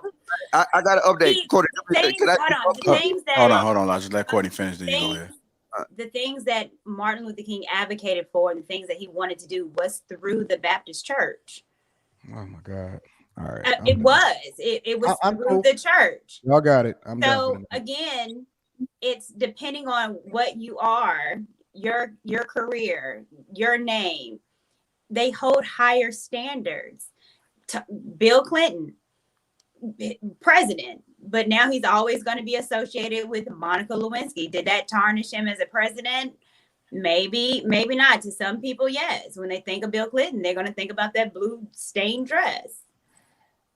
So it is some people that you have to hold yourself to a higher standard. If we found out Obama was cheating on Michelle, that's going to tarnish him because we hold him up to a higher standard. Mm-hmm. I mean, we can't say that that's not true. It's true. There's some things that teachers should It's not. not true. For me, and maybe it's a difference for men, but Obama's ability to be able to steer us through that recession in 2008, I don't care how much head he was getting. My pockets was hurting at that time. I needed to make sure that my family was straight. I don't care what Obama was doing in his bedroom. I don't care if he had a whole set of chicks that was in there with him. That's not what I elect the president for. I'm trying to look at your policy. I'm looking at whether or not inflation is going to rise, what the economy is doing. Am I going to be able to have a job? Am I going to be able to start a business? Is this a business-friendly environment? I don't care what you do in your bedroom. That's between you and your chick. That's you, but there's a reason. There's a reason even for becoming a president. That the background checks, they asking everybody who knows you, they need to know who your character is. Because they know it's easy to sell to black people based off of an image versus what it is that's going to be best for you. Did Trump have good character? And look how much he did for us. They know it's easy to sell to y'all based off of this image that y'all need. No, it's not. Instead of the person that's going to get you the best result. Hold on, y'all. I want to try to get logic. Let me try to get logic in here real quick. This has nothing to do with. This has nothing to do with I color. got you, This all has to do with what you are. What are you doing? Your title. And there's titles that hold higher. Hold on, y'all. I want to get logic in here after Courtney. Hold on. Let me get logic in. I got you. Real fast. It'll be real fast. Trust me. Real fast. So Trill was right. She did call him a nigga. Psych. No, she didn't. She said my nigga. So she was saying, I don't go. Yes, go. I just listened to it. She said my nigga. So we know we use that when we say Expressing yourself, like let's keep this real, my nigga. I just heard it. So, like I said, what if you're in your feelings and you looking for something? But I got some too. This it for Anton. That word is Logic's normal vocabulary. That's why I use it like that. Wait, Trill, you welcome to go look at it. She said, "Let's keep it real, my nigga." So you welcome to wait. My argument was never that she called him a nigga. I don't give a fuck about that. She said that you're not a great man. He said you're an okay man. Did she not say that? Oh, I thought y'all said she disrespected him by calling him a nigga. Somebody said that. We gonna watch. I didn't say that. I said she disrespected him by saying he wasn't great. Hold on, brother. She said he was just okay. She said that. If you did say it, let it go. Cause I distinctly asked. I said, damn, she called this nigga nigga. But yeah. But look, the only thing is this, right? If we stand that way, right? Then that means Anton Daniels need to shut down your YouTube channel, and Trill Season need to shut down your YouTube channel, and then you need to go completely off a person's perception. Because now, if you cannot be critical, which that's what y'all do for a living, y'all critical. Y'all don't talk about the good things that people do every day. You critical of the things that you do that they do that you don't like. So I don't give just as much love to the good things. I'll let you go. Let me finish. You're right. If it's your standpoint that you cannot be critical on somebody based on their reality, the actions, or should you stick to the perception of them, right? That means you should not talk about none of these people on YouTube no more. Based on your logic, all you should do is talk about all the good stuff they do and not the reality of it. That's not true. That's not true. Because as a matter of fact, one of the things I do, and one of the people that I'm critical of is Dr. Umar Johnson. But at the same time, I'm able to be objective enough to, on one video, say, you know what, I agree with him. He absolutely right on this specific thing. And logic, you know, I give credit. I give credit to a lot of people. I highlight a lot of the good stuff. And I think a lot of the overwhelming majority of what I do on my platform is pour into people. Yes. And then on the other side, I'm objective enough to say, I don't agree with Dr. Umar Johnson on this point. I don't necessarily attack Dr. Umar Johnson, the person.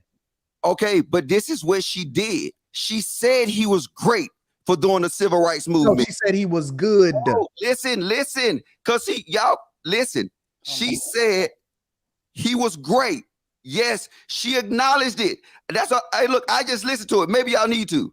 She said, she acknowledged that he did great things for the civil rights movement. She acknowledged that she did great things for black people. She acknowledged that she did all these great things, just like you said you acknowledged with Umar Johnson. So why can she not be critical of him for being unfaithful? Like I said, if this is a standard y'all gonna live by, then you just simply destroyed y'all YouTube careers. Because she doesn't know. She don't know for a fact that it was true. She just speculating, and she's using it to diminish what he did that was great. Now listen, I'm gonna just digress, because if it ain't no hope, if Martin Luther King can get smoked, it ain't no hope for none of us. And none of us got no hope from here on out going forward. And again, I'm not even the person that's on that pro-black movement, but I can still acknowledge when people do something. If Martin Luther King got no hope, if he able to be criticized, if he was able to be talked to the way that she talked about him,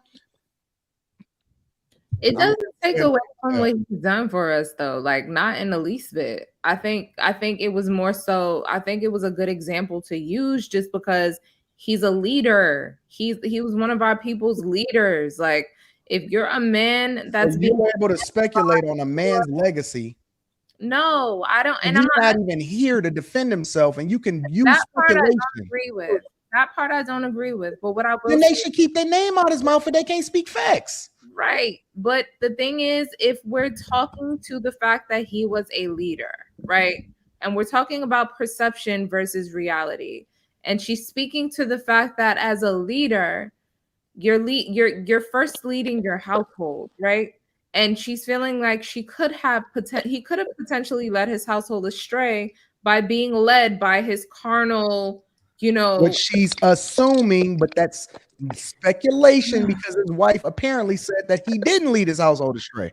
And you assuming that he did. Well, I'm going by the results. The results says she was still there rocking with him. And so all we can go by is what we know, not what the speculation is. She rocked with him because that mean that he wasn't cheating? You don't know. So how you gonna speak on speculation?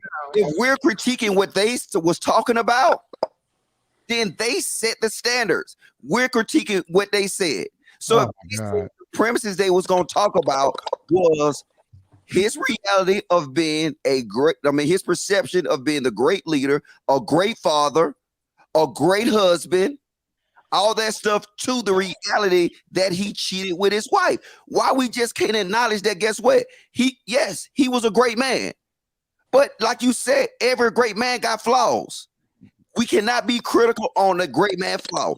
Just like Umar Johnson, you say he does great things, but you also be critical of his flaws. I didn't say he do great things. Let's be clear. That's not what I said. You said you praise him for the greatness that he do. No, I said that I agree with him on some of the points that he make, and then others I disagree. So I'm objective in my analysis of the things that he's saying.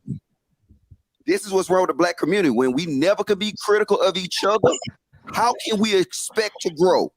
Okay, go ahead. Throw Martin Luther King under the... Listen, Martin Luther King, welcome to the dumpster. We throwing you in there too. No. Y'all find me some leaders that make sense, that y'all can align with, and y'all let me know how that worked out. You and your feelings, so you want to exaggerate. Nobody is diminishing. I am on my feelings about this because you know what? Honestly, for me, it's some people that's untouchable. And that's just my personal opinion. That's my personal opinion. For me, there are some people that are untouchable. He is one of them. Well, you know what? That's a flaw in your argument because that means you're not balanced. That means we should never listen to what you say because you're not balanced across the board. Yes, that means if somebody like Martin Luther King is untouchable, and just because you call out his flaw doesn't mean you're degrading what he did good. You're calling out something that you know not of. What y'all saw in that clip that was degraded, all they said is this: based on him cheating, he was not the husband we perceived him to be.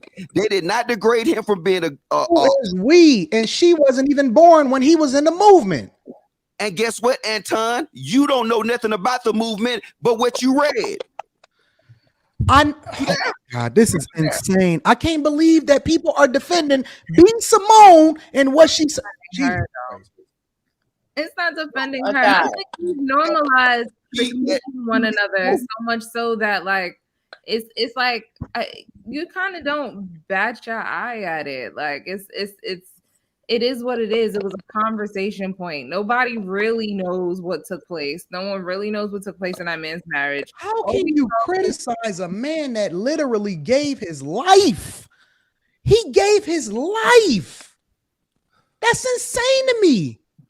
Bro, anybody in the military that died in combat, I will never go back and say anything negative about them. Not one. The only thing that I can say about them is that man gave his life so that I can have this conversation right now. This man gave his whole life knowing that he could die at any moment for y'all to be able to have this conversation right now. When y'all telling me that this man is not untouchable? And I'm going to tell you this. One of my homeboys got killed in Iraq. Sergeant Toy. A mortar came into his paladin and blew him up, right? Lord, a man to death. But guess what? This is crazy that this point is even made, right? And you can look it up. Sergeant Toy from 217 Field Artillery got killed in Mosul, Iraq, right? But we get together, we start talking about shit that happened in Korea and when we was in Iraq. This is crazy because I said military men cheat. And then Son Toy, he got a lot of chicks. Son Toy is married, right? We're joking saying, hey, man, you remember Son Toy goddamn fuck that chick in the back of the DFAT? That's different, bro. No. Listen what I'm saying. Just because we're stating a fact, right? Does that diminish that Toy was a great soldier? Does that diminish the fact that he died for his country? It don't. But see, when you start trying to police him, I'm just saying. You had a personal relationship with him. No, what's my relationship? You had a personal relationship with that man. Listen what I'm saying. My point I'm making, Anton, is this. My best friends that I fuck with, you've seen a lot of them on this panel. I'm critical of the shit they do. They're critical of the shit I do. And if they died tomorrow, would you still be critical of the stuff that they did? But it'll be like, yes, I would. Just because I'm critical of something that somebody do doesn't mean I diminished it. Cool. I don't diminish their legacy. I you know what? That's why I stay to myself. That's why I stay in my own zone. Because God, listen, if MLK can't rest in peace without people and he not be classified off limits, then I just agree to disagree. I'm a digress. I know I've spoken too much about this subject, and I'm stand down. Last thing, I got one more question for you, Anton. So you saying this? I just want to know this. So you saying nope? Anybody? All right. So you saying that nobody can ever be critical about Martin Luther King infidelity? That's off limits to you. Nobody should be critical of Martin Luther King in any way, shape, and form, including the possibility of him being or having infidelity. In my opinion, personally, and I'm not telling everybody else what to do, y'all got to keep Martin Luther King motherfucking name out y'all mouth. If y'all not saying something positive, then stay off of that dog. He off limits. Some people is above it. You keep MLK name out your mouth. If you ain't got nothing positive to say, that's my personal opinion.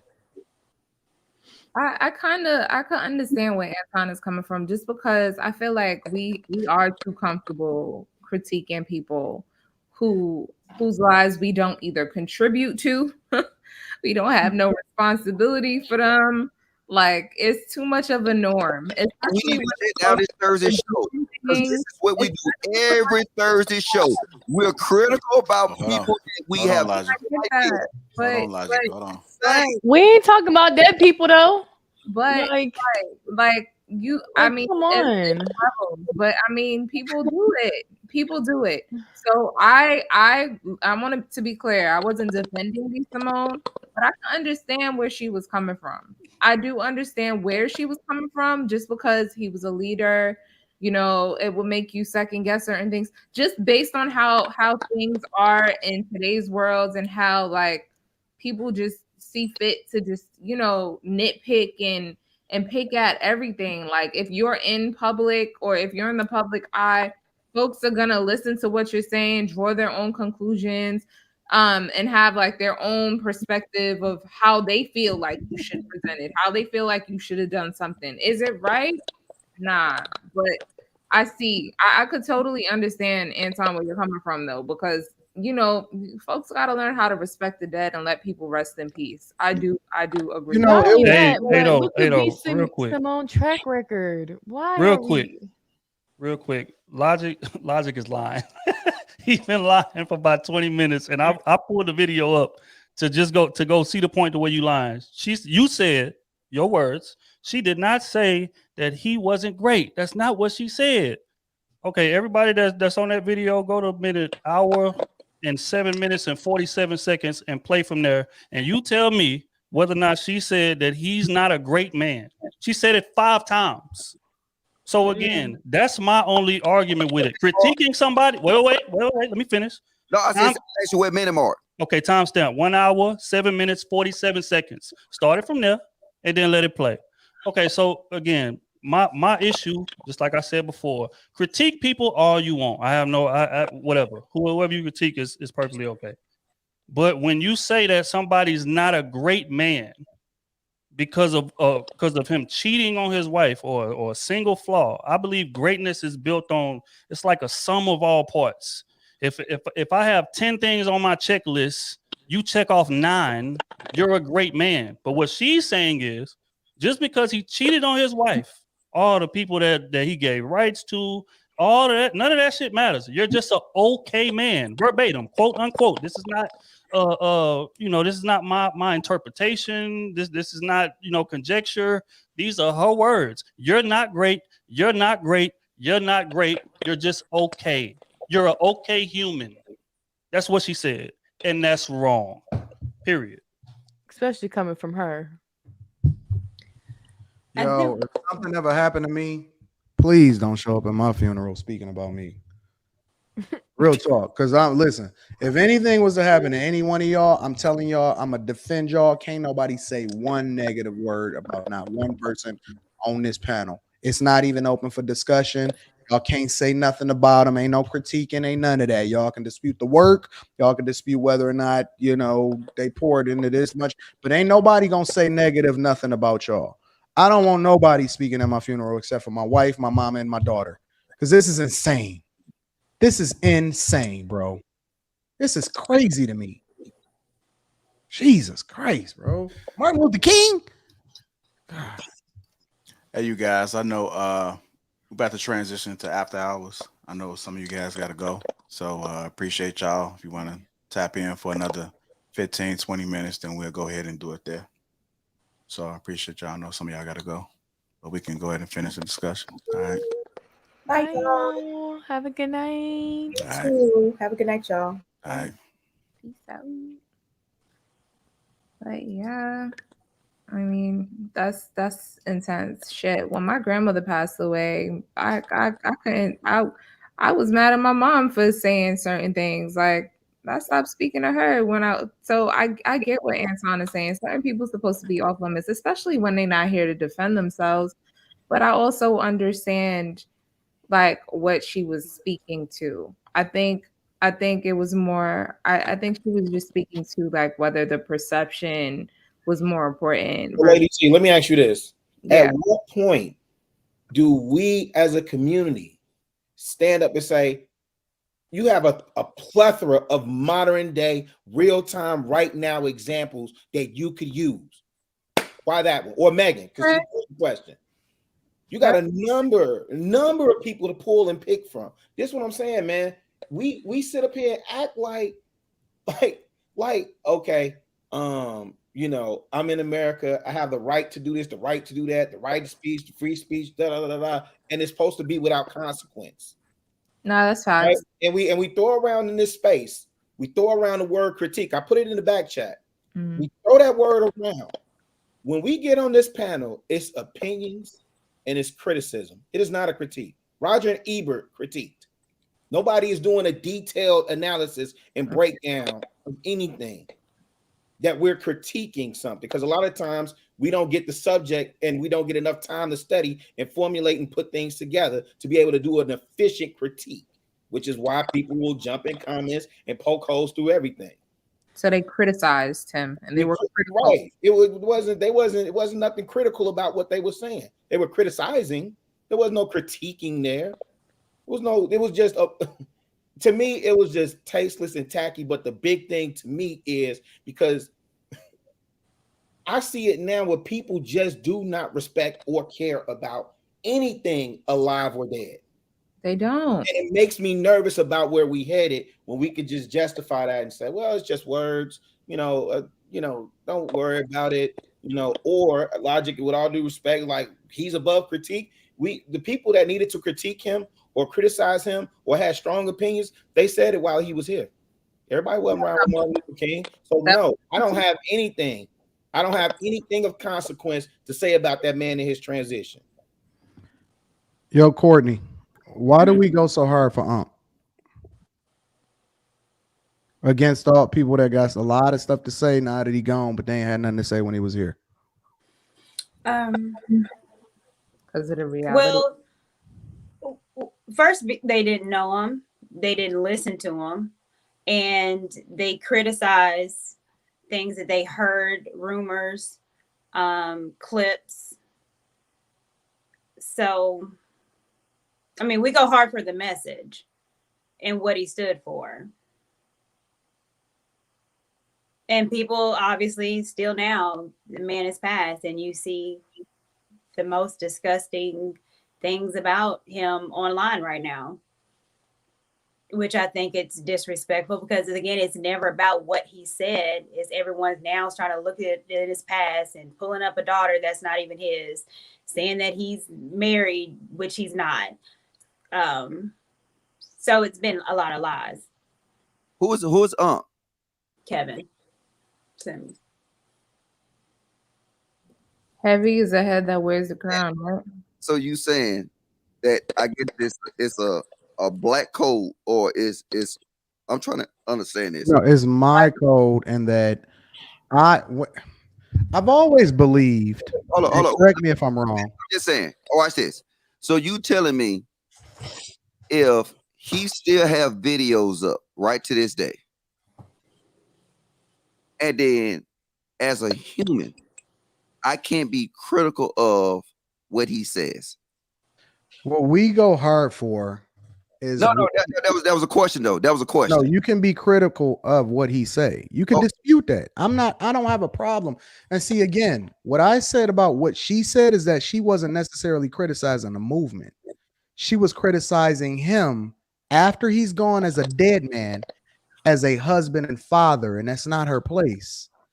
When people are gone, and I've always believed this in my heart, is that it's always like this unspoken rule. It kind of reminds me of The Wire, right? You don't hit people on a Sunday. Like when they went and hit Omar, when they went after Omar's grandma, y'all probably never watched The Wire. But when they went and hit Omar's grandma, Avon Barksdale was like, yo, on a Sunday? Like he just questioned her like on a Sunday? Like you generally don't say negative things about people that can't defend themselves after they're gone on a personal level. You just really don't do it. Like, and that's not a black thing. That's not a white thing. I just thought that was a thing. Like when you can't say rest in peace, but listen, we got this rumor and and here's one of the reasons why we go hard is because overwhelming the majority of it is lies, and they're using the lies in order to try to illustrate their point when they never would have said nothing, and they never said nothing when he was there. And so that's why we go hard, is because you can't tarnish a man's legacy because you didn't like him. If you want to criticize the message, that's a completely different conversation. But that's not what they was doing. They was criticizing him, Martin Luther King, the person. And that's insane to me. It's absolutely insane to me. And maybe I'm off. Compassion, empathy, none of that anymore. So, you know, it's one of those things. But it's not, it's like I said, it's insane to me that I see you. Hold on. He was a good example. And I say he was a good example was because he was great. And then you keep forgetting that he was Reverend Dr. Martin Luther King. So now, and I understand that, just like saying we shouldn't be critical of these popes that have that with kids.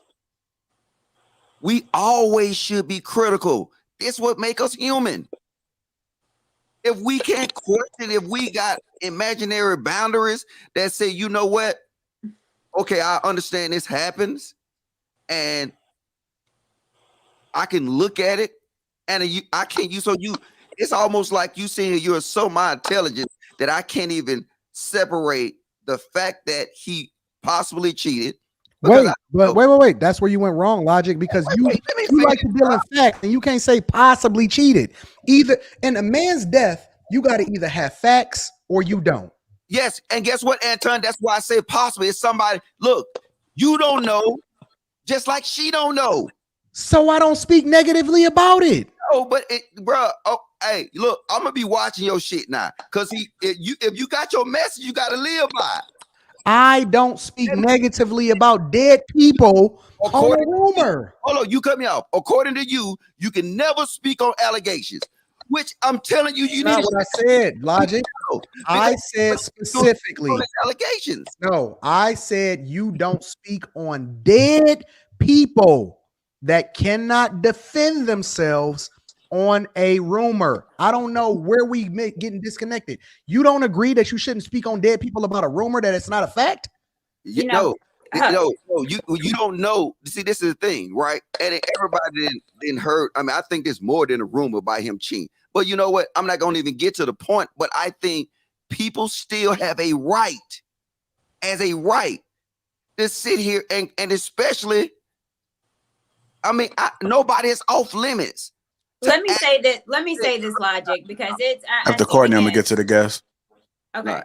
Let me say this, because I remember not so long ago, Gayle King was having an interview with Leslie, whatever the basketball player name is. And they were talking about Kobe Bryant. And she was talking about his allegations, what happened with the white lady.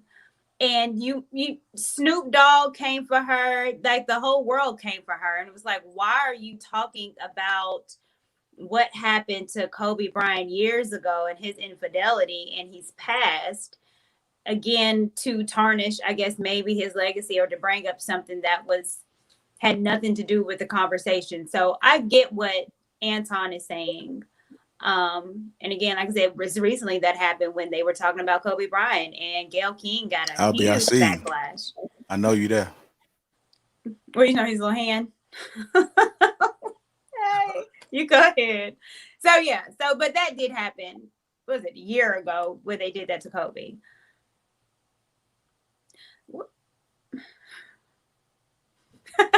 Hold on, Courtney. Albie, go ahead. Go ahead, Albie. Go ahead. Are you on a delay? You on mute, just so you know. You muted. You're muted. Can't nobody hear you. Muted. Okay, you hold that thought. Go ahead. Truce, go ahead.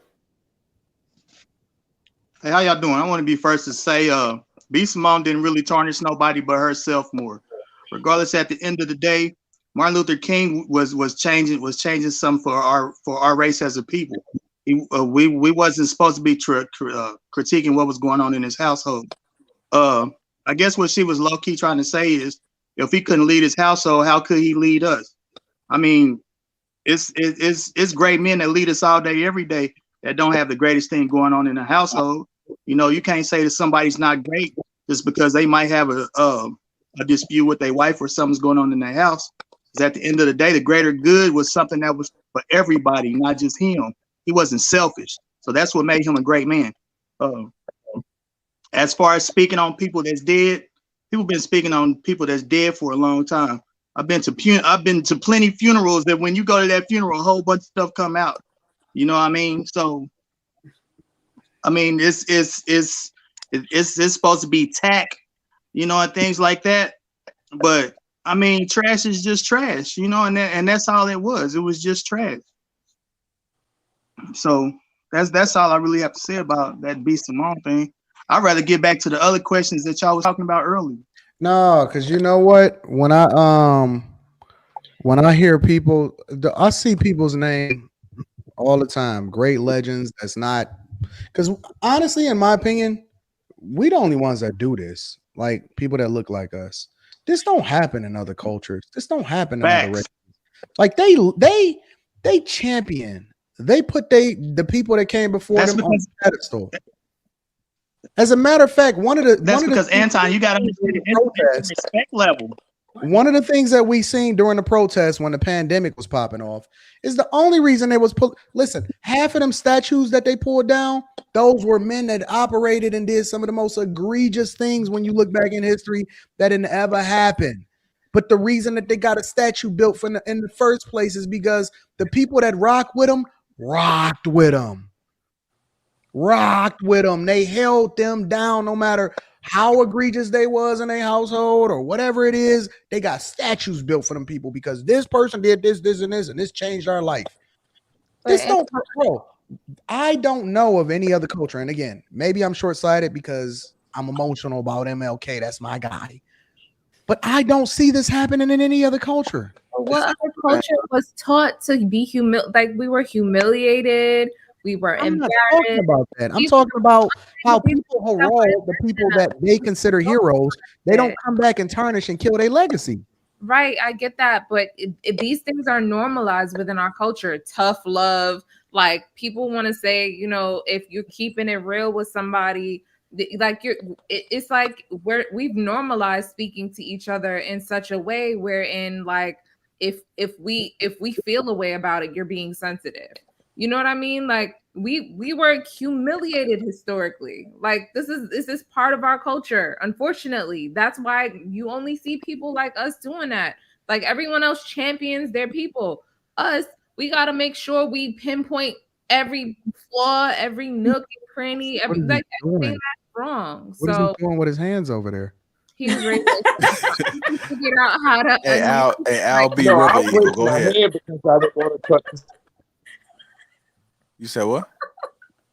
My thing is, I don't have a problem, brother. I don't care. For us as a people, we need to understand. Come again? We always look for.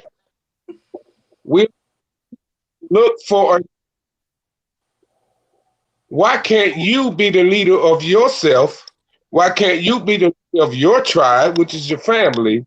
We always looking for a leader. We don't need a leader. White folks don't need a leader. Asians don't need a leader. Who told you you didn't need a leader? We're always looking for a leader. Now, if you Because really you want to need go one. back to Mr. MLK, we don't need a leader. You are your own leader. Your Be a leader of husband, your the man of the house, should be your leader. be a leader of But children. Courtney, in order for people to raise great children, Why do we need a family? most Because children need great at leaders. this So stage, when we say that we I don't can't need a understand leader, Anton. I don't even know what he's saying. burning house. What? No, because when he first started his thing, he was funded by the white people. Talk to him. The only LB. time that he realized what he was doing was when he got in contact with Malcolm Yeah. X. Talk to him. And B. shortly after he did his I Have a Dream speech, they killed him. Man, They you ain't can't ready give me for that it. bullshit because I'm telling you some facts. I am a historian. Uh-huh. I study everything. Well, And once that brother realized that Malcolm was speaking truth about our people, he did his I Have a Dream speech. See, that's Talk why to a lot him. of y'all missed this. He said that Negro is languishing poverty uh-huh. in exile in home base.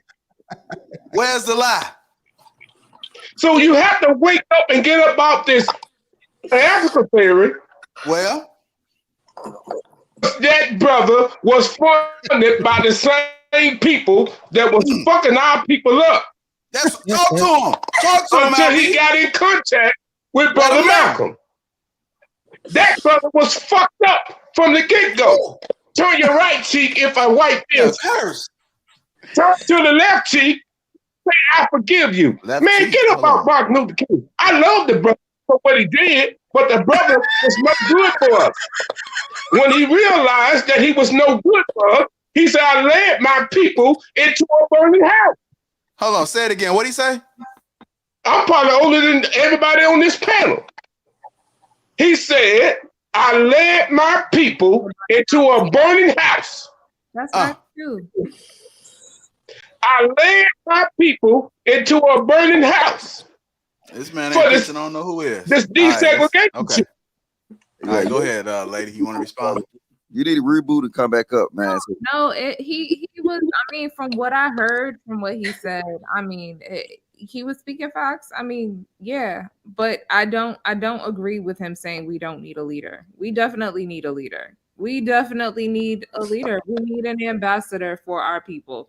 But the problem is we had a leader and an ambassador for our people, and he passed away. And now look, here we are talking about someone criticizing his legacy. Yeah. So there's Well, that. maybe you and Anton, you was going to say something about that because I just want to say, one I thing. don't know what's going on in the lower left-hand corner. Anton said white people are not critical of other white people.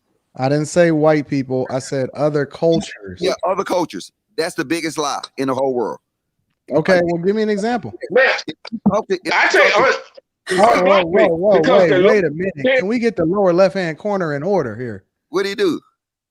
He muted. Oh, Okay, look, go ahead, Logic. so white people are just as critical. It depends on where you at. You'll see people in the South that's critical of George Washington and Abraham Lincoln. They're dead. So now, based off the things that they did, is there off limits for people being critical about it?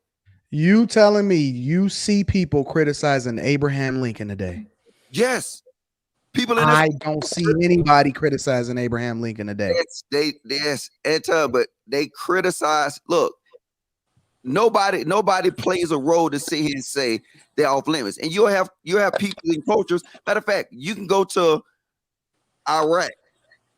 I see no Logic. You see nobody criticizing Abraham Lincoln today, bro. Yes, people do. Right now, you got wait, watch this. I'm gonna give you even a better example, right? If you said no other cultures, right? In Iraq, you got the Shiites and the Sunnis, right? One of them criticized Osama bin Laden. The other one don't. I mean, I don't know why is it off limits for us. Hold on, Logic. I'm talking about. I don't know anything about what goes on overseas, honestly. I'm talking about here in America. I Yes. don't see people criticizing their leaders that is died, dead, and gone, and has lived and did whatever it is that they do. I don't see that, bro. Hey, did you look at the Abraham Lincoln movie? I didn't. Okay. So now, like I said, the movie alone is them doing exactly what you said B. Simone did. They propping up the good things he allegedly did, and they're being critical of the things. Oh, really? I'm a reserve. I'm Pedophilia or something like that, right? I'm a reserve judgment because I haven't seen it. I said I'm a reserve judgment because I haven't seen it. So I'm saying, look, if you look at the Malcolm X movie, right? The Malcolm X movie, you will see they being critical of the mistakes he made. No, they not. Wait, and they're uplifting the good things he did. Listen, the movie is an autobiography. It's not a criticism. There's a difference between an autobiography of how you lived your life and then people coming down and Bro, I don't see. Oh my God, Logic, come on, for real. No, so if they make a Martin Luther King movie, right?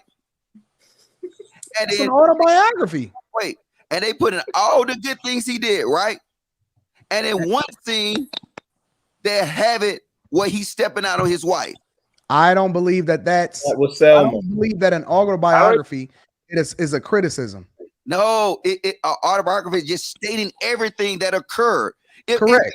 It was a biopic. Okay, autobiographic. My bad. If you look at that one, it was one thing that was on Netflix, and it was talking about the other. No, it was a documentary that was talking about the guys that was actually involved in the assassination of Malcolm X. This nigga here.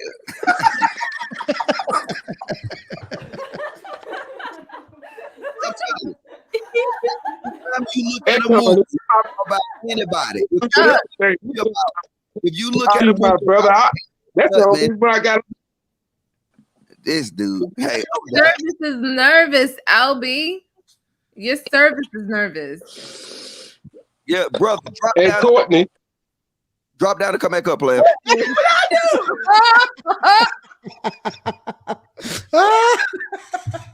hear Courtney? every word. What I do? That's a good. That's a good. Courtney? photo of him. What I do? Courtney, That's a good photo. What is it? Make me put Come. his good side. come to me. Man, I came on the show because Oh, here go the truth. What you say? Is that Anton? and Logic. What up, player? Anton, Logic, and Courtney. Brother, repeat this show, so that's why I'm here. Okay, brother. I don't know what you. I love y'all conversation all the time. Y'all have some great conversations going, but I was like, Courtney's a beautiful lady. My brother Logic and my brother JR, Anton, and Logic. That's why I'm here. Okay. I'm glad Serious. you're You here. called my name. It was I don't know what to think no more. Right? I watch y'all on this show all the time. I appreciate you, brother, man. You might want to work on the internet, though. But I think you're thing is, real about stuff. He's a researcher, just like I am. I research everything. There you go, And Logic. Brother Logic know one thing. He have researched Brother MLK. I love him, but the only thing that I can say is you need to research who funded him in his early years. You know, whenever somebody say that they love somebody, but you already know it's all cap. Whenever somebody lead with, I love them, and then they add that but you already know that it's all cap of how they really felt about somebody. That's ain't no cap here. His early. You research who funded him in his early. Yeah, The same people that killed him funded him in his early years. The same people who killed him funded him in his early years. and they killed him after he connected with Brother Malcolm. That's all I got to say about that, because I'm not going to talk down on the brother. I love MLK, but I know about his history. And yeah.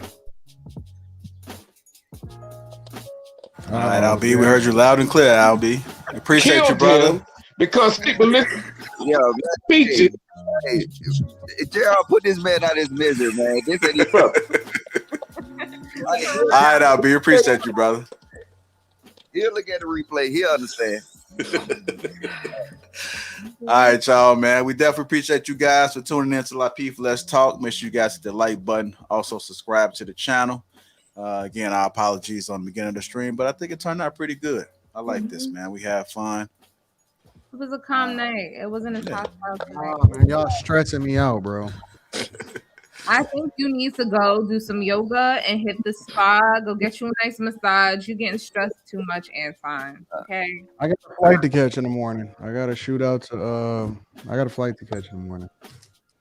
Yeah, don't be critical about it. Don't be critical about it tomorrow. You know what I'm saying? Oh, it's gonna be a smoke show tomorrow.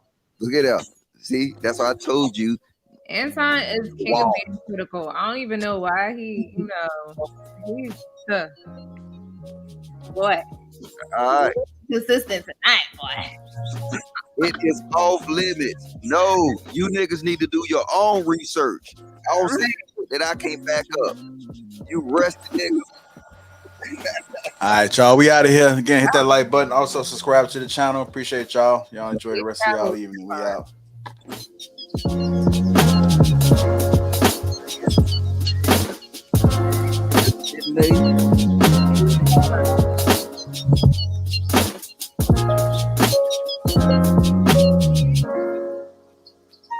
Hit that like button on y'all way out, man. Appreciate y'all. Hit that like button. The likes were down tonight. Let's get them likes up before y'all get up out of there. If y'all enjoyed the stream, put a 1 in the chat right now. If y'all enjoyed the stream, put a 1 in the chat.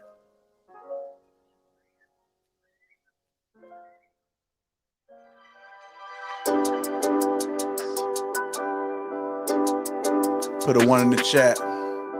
How y'all check out Logic's roaches.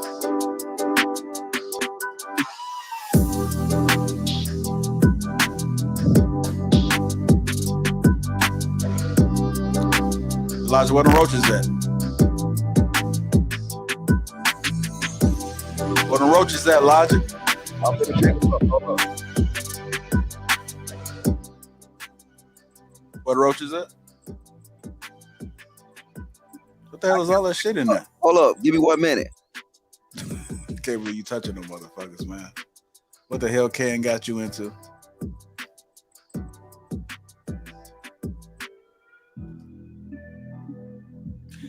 I see the ones in the chat, y'all enjoying the stream. Appreciate y'all.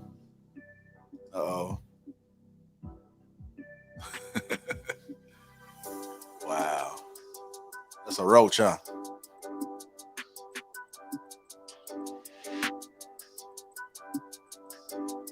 You nasty as hell, Elijah.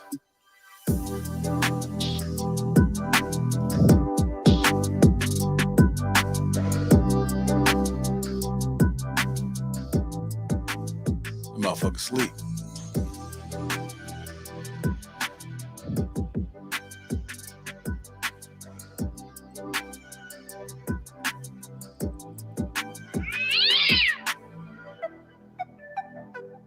Roach World. Hey, that's the boy. He got horns. You see, he got horns. I'm gonna wash my head. That thing is beautiful. Look at this shit. He posing for y'all.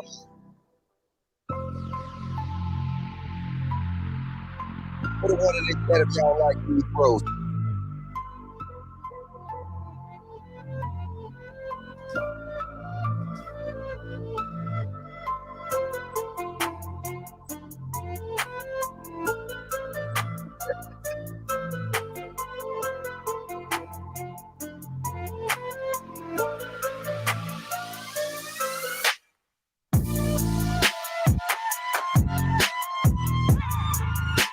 Hey, y'all, Logic nasty as fuck.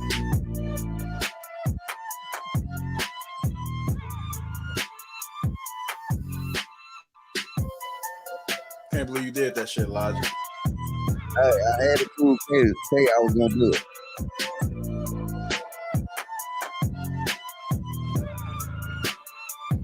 Hey, Logic, I was told that Trump criticized McCain after he died. Hey, look, I got a whole lunch. I'm not gonna fight with them on this. Like I said, people need to do their research. Check it out. Hey, it was in Rocheville tonight, and I still love it though. You know what I'm saying? We're in the U.S. of A. We live on freedom of speech. Benevolent logic. Was you in Iraq during that time? Was on tour?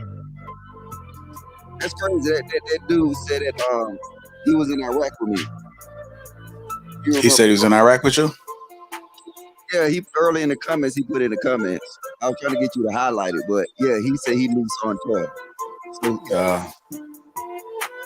small world. Yeah.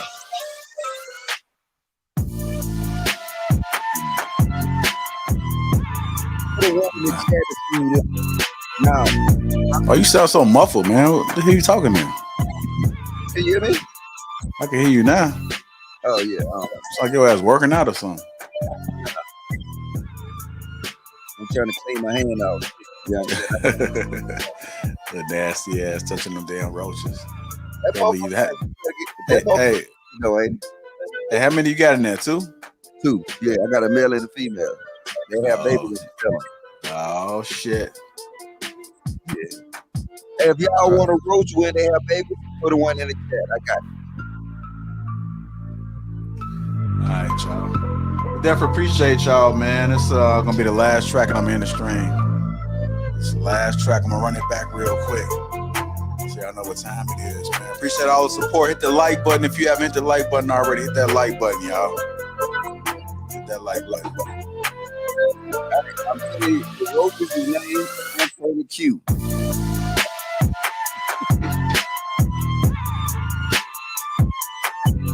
I see you, Brittany B. Hey, you at work, Brittany?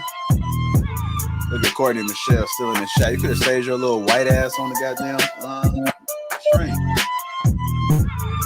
He cross-eyed. That's why eyes get watery. Who cross-eyed? Courtney. Oh, Courtney cross-eyed? Yeah, that's why eyes begin watery. Oh, shit. Hell no. Good show, though. Started off rough, but it ended good. What'd you say? Use your YouTube, Courtney. What? Oh, yeah, I was in the chat. Now I'm off. I was about to be a chat nigga. Hey, tell me that roach ain't pretty, Courtney. I mean, I blame Kay. There would be no way in the world I would think about having a roach. But then she's so adorable with it. And then she got you. How many people ban roaches out there in the chat? Someone said they got 3 pet roaches. Who got 3 pet? Who the hell Somebody got 3 said pet in the roaches? chat. Who was that? What was their name? Did you document that? Let me see. I should have sent it to Kay. She would have loved it. Let me see. Who said they had 3 roaches? I remember the time I bought a. It was that super chat. Hey, when I was in grammar school, I think it was 5th grade. We had a hamster, and it was all fun and games when I was in class. And I bought that motherfucker. The motherfucking got out. I didn't know what the fuck to do. That motherfucker was running across the wall. I was like, shit. I didn't want to touch the motherfucker. It's a hairy rat. That's what it is. Yeah, but it was Dale. He super chatted $5. Thanks, Dale. Yeah. He said he got we 3. got some super chats, man. Marcus Jr. said, Martin Luther King defined a century. His legacy gave his people the opportunity. This was the most disrespectful comment made, I heard. Shout out for that. Anton Wright, the man made more stories to Black people than most, and you find the one thing to diminish his legacy. Y'all ain't worth a damn. Yeah. Let's play the compare game. Elvis Presley married a 14-year-old. R. Kelly crimes are documented. Their life choices don't change the impact of music. See, I don't listen to R. Kelly though anymore. Anymore because of that? Mm-hmm. The shit foul though. I mean the music, man. So I don't. What? But I can't listen. I just can't. I get you. I get you. Yeah. We glorify drug dealers and gangsters for poisoning our community and killing. But Martin Luther King is just an okay man because he cheated. They got a point there because we do. You say you listen to R. Kelly, but you do listen to some other shit. So that's an interesting point. Like what other shit do I listen to? That Project Pat. I do listen to Project. Right. Martin Luther King put his life on the line for us to have a future and freedoms we have today. Separate the person from the work. People still listen to R. Kelly, so here we are coming back at it. Teach his own. Darren Walker, protect black women, though. Even the man that died for you have a point. Their mistakes in life. For him to be a good man, he had to be perfect. Come, man, we need blackity blacks to be blackities. Better blackities. Miss Parker said, why are we okay as a community stripping positive, pivotal black men down to studs? If you know history, you know why the government leaked this. I see, Miss Parker. Thank you. Miss Parker asked about those Atlanta tickets. They should be going on sale, I think, this weekend. More than likely this weekend. We had some things to put together. We want to make sure this is correct and right. So stay tuned for that. Chris B, $5. You ever hear whites badmouth JFK for cheating? Yes. Him and his brother was running a train on Marilyn Monroe. Not a train. Talk about it all the time. Talk about it all the time. He said, read $5. The MLK topic shows the difference between the women of yesteryear and the women of today. It's so easy to weaponize our women against us. Christopher J, $4.99. I can't take what B. Simone is saying to heart because it appears that she is throwing dirt on MLK's legacy only to get more viewers for her podcast. Interesting. Roderick Williams, $1.99. They wouldn't disrespect J and B that way. Salute to you. Rick Judah, I ain't seen you in a minute, brother. People questioning God, but never questioning people we idolize. Similar to what we was talking about. Omi Etta Cetera, I said it right, chiming in. If Patrice pays her BD, doesn't his income increases for child support? Martin Luther King accomplishments are to the vast to compare to anyone else in modern American history. He has a holiday. My people, we gotta shut it down at the door. Shut it down at the door. If black women can shit on MLK legacy, it is open season on black men in general. Can Save I say yourself, something? black man. SYSBM. Why do we do this? Do what? Why is it that B. Simone now all of a sudden is black woman? Like we're criticizing or talking about B. Simone. She's a one person. She doesn't represent all black women. So that I don't understand why we do that. It's B. Simone that was critical and said it. It wasn't a trope of black women walking around marching, saying those things about Martin Luther King. And look at the chat, all the women that were supporting him and saying, no, B. Simone is wrong. So I don't understand why we do this. She said it. It wasn't a whole group of black women that said it. So we always do this, and it's frustrating. It's one person. I bet you $100 that I'm gonna make Anton eat his words with being critical of dead people. How much you wanna bet? How much you wanna bet? I'm telling you. You don't make no. Ms. Parker says the pressure that man was under let him release. Broccoli Brock, bro. I don't know what my bro thing is. Bruh. There you go. If someone gives their life for me, let them and their legacy rest in peace. That's me showing my love, honor, and respect for what they did. Thank you, sir. Tam 1999 says, name a perfect person. Look, we have to understand there are people that have contributed to our freedom. Were they perfect? Were they perfect? No, but there are sacrifices men and women during an era that allowed us to get here. Shout out to Courtney Michelle for coming back on. AV talking 499. Some people should be off limits. We've lost our semblance of honor in the West. You don't dishonor legends. How dare you? Dale Matthews, $20. Thanks for everything y'all do. I think I highlighted that earlier. Appreciate that. Rest in peace, KS and MLK. Yannick G for the $4.99 super chat. Appreciate you. RR Quake, $5. MLK was a double agent for us. FBI put that out to tarnish his name. I don't think he actually had an affair. We don't know. Malcolm X was a stronger leader than MLK. That's an opinion. We could probably argue that all day. It's the last super chat I've seen. That somebody else put some. Henry Yates III, $9.99. Abraham Lincoln stated that he had a way for the Union to win the war without releasing the enslaved. He would do that. That's what people criticize. Shout out for the $9.99 super chat. Thank you. So, man, yeah, we've been getting through it, man. They put ones. Why they didn't read the super chats earlier? Thank you, brothers and sisters. I almost don't even want to end the stream, man. I just feel like I can do this shit all night. And I'm thankful that you guys will do it all night with me. We did not say that. Yeah, I spit this shit all on my goddamn keyboard. You What the see, fuck? that's what God is trying to tell you. You're wrong. You saw that shit? God is trying to tell me. He's trying to tell you something. God is trying to tell you right now. Fucking up. You sound horrible. Cam, what you still doing up? Cam, it was a great show though. I liked it. How y'all You like like the show? Yeah. And hey, Project Pack.